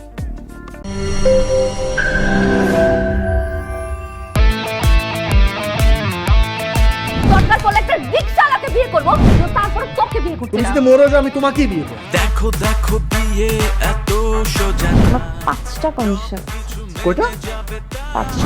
আমি JD Safayet রমরাজন। Sir এটা তো voter ID card sir. বাড়িতেই করবেন নাকি হোটেলে? না না, আপনি যেমনটা ভাবছেন বিষয়টা তা না। ভাই আপনি তো করবেন। তোমাকে দিয়ে হবে না, আমি জানতাম। শুধু শুধু সময় নষ্ট করো না। ভাই আপনি তো অনন্ত দলিল না যে অসম্ভবকে সম্ভব করে আপনার কাজ। জিমি কি হচ্ছে? আচ্ছা আঙ্গের একদম বইরা দিমু। যাচ্ছে সব বাইক কর। শর্ত দিয়ে বিয়ে শর্ত দিয়ে বিয়ে। ভাই যে বয়সে মানুষ গার্লফ্রেন্ডের কামড় খায়, সে বয়সে আপনি কুত্তার কামড় খেয়ে হাসপাতালে ভর্তি হয়েছেন।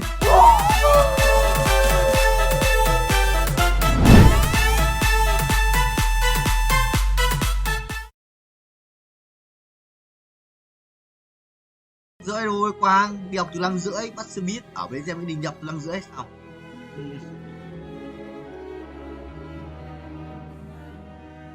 Bắt nói tách ra cùng có độc hành mà sửa bình hay đúng gói đấy. Xong có độc hành nó xếp như vậy gì? Nhập.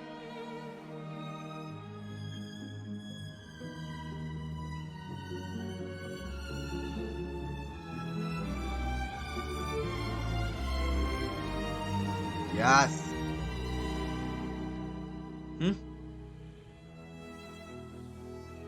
Cái điều vô. Baran à? Baran à vô? Cái gì?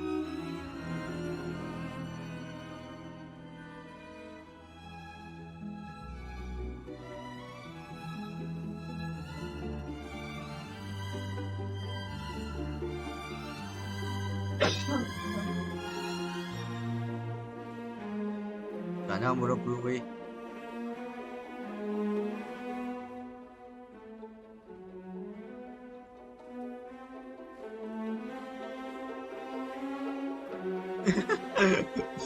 Ai à, mày quá đi.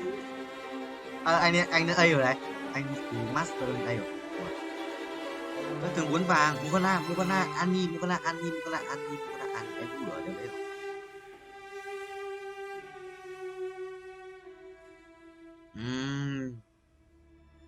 Giàu nữa. Nhưng mà Hồng Minh con lại yêu em ở đấy đâu. Đừng liền. Mày Mày cứ game. Ê Dương ơi, tao lấy trứng không? Tao chạy ngang qua trứng ấy, đến nó trước mà còn cái chạy dọc xuống mà sao tao vẫn lấy được chứ? Sơn bố à? Game chôn à? Sơn bố.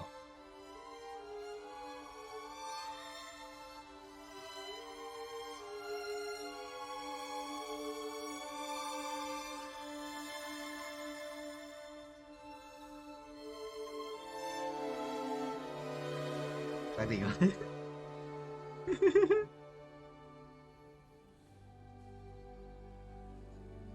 Đúng rồi, sao mày đi rồi, mày đi.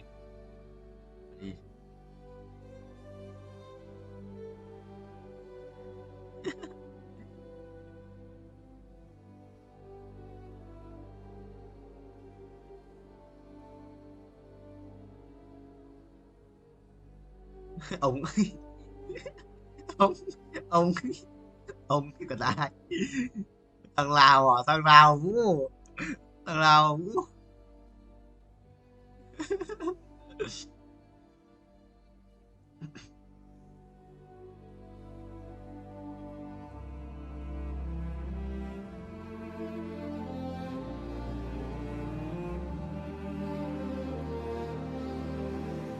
Chơi gái à?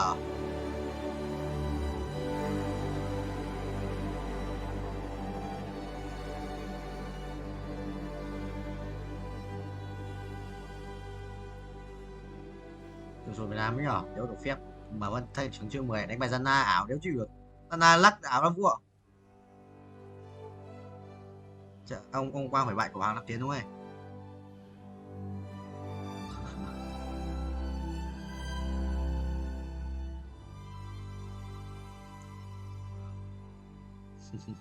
Nghe công nghệ không, học kinh doanh.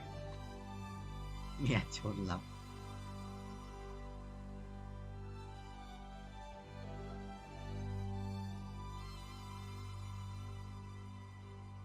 Chuẩn rồi broccoli ơi, chuẩn đấy, sự chuẩn đấy.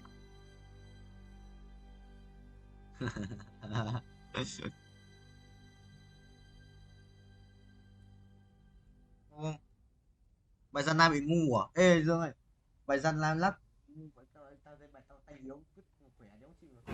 Những người có đéo đâu. Ai chúng ngu nhỉ?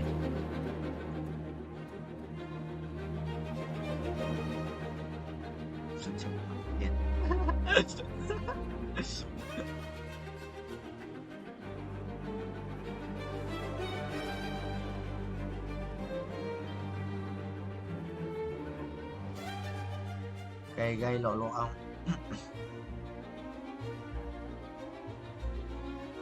Cô đánh trong trận cờ ê, bắn Valorant không ơi?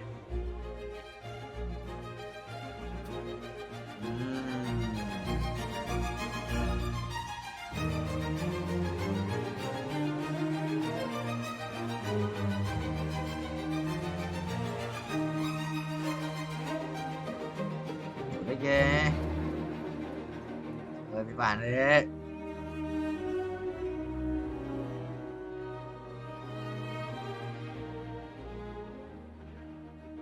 Tôi rất giờ đâu phải ngoài trời đấy.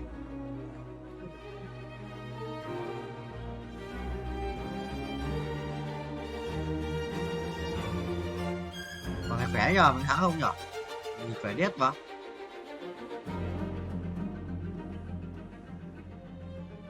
Đầu nó độc cái lều à?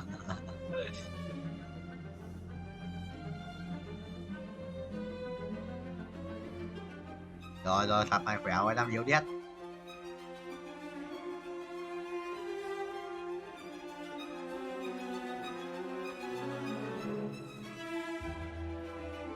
Ngon, để cái học luôn. Đâu thắng được. Mày sai tao sai.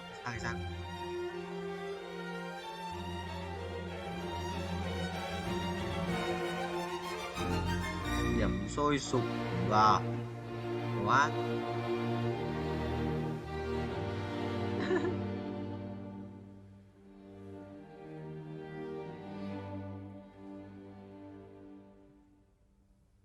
Ai bảo nhện đâu.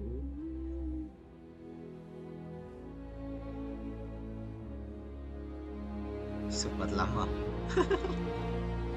Có ăn đi phải không? Có ăn đi mà. Đúng rồi, có ăn đi. Thằng nhót đi, để cho ăn.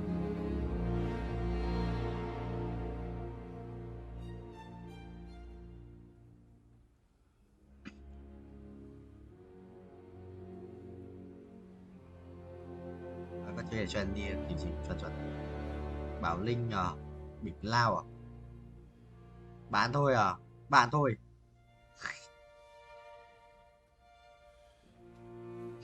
Đu đu. Đu đu à? Đu đu à?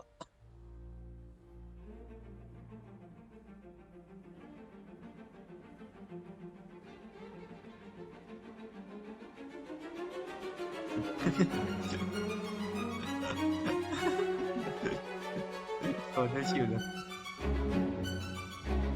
Mày ăn đi à, cho khỏe hơn đấy, một độc vui ơi. Hoàng Hạ Long à,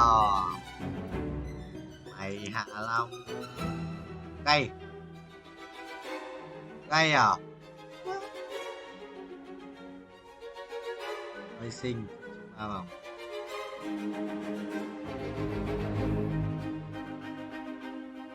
Kinh vậy. Kinh vậy, kinh vậy, kinh vậy. Không phải cái ở cái qua làm cũng chưa được trải nghiệm. Ăn quanh à? Quang à? Quang Anh à?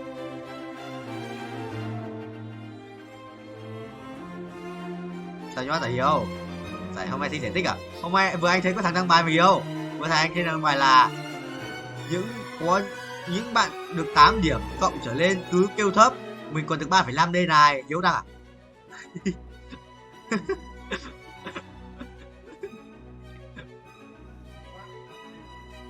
Bao nhiêu mà kìa em? 7 à? 7 à? 7. Ai à? 5 à? 5. Sai. 5. Vẫn kém chỉ có 5 rồi.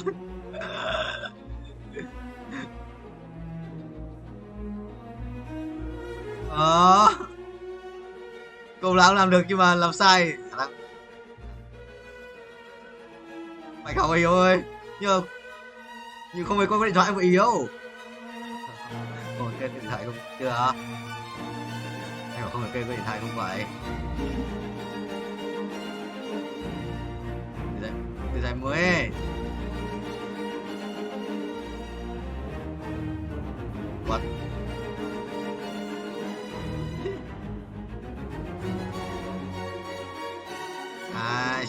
Cải thiện không? Học cải thiện không Hiếu?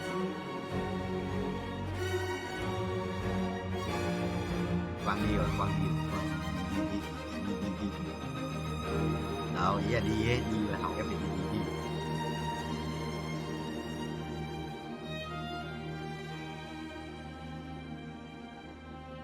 Ê vậy, broccoli. Căng ấy.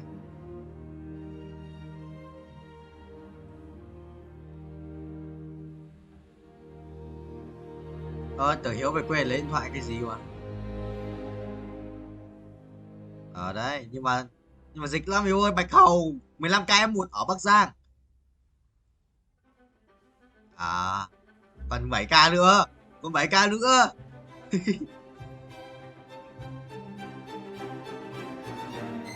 Hơn Covid, sự là mạnh hơn Covid đấy. Ok, quỷ hơn Covid rồi, cái này mạnh hơn Covid. Mạnh hơn đấy.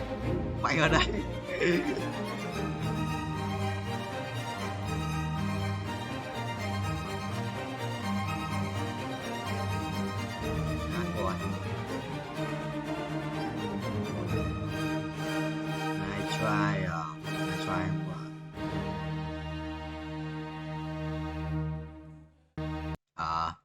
học cái thiện luôn.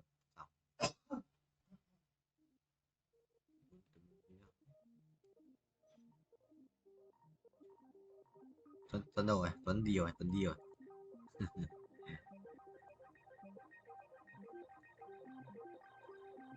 Trả trước chuẩn không broccoli ơi.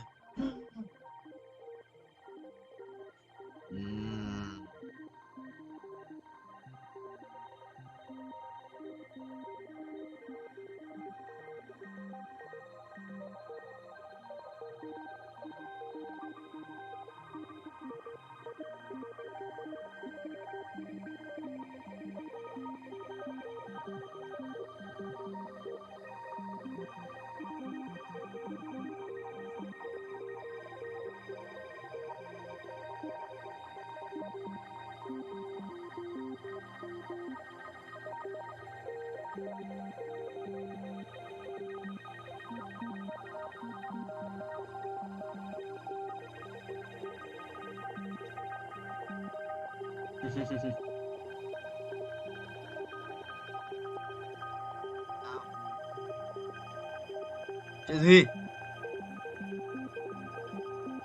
Rồi, kích vậy rồi nói.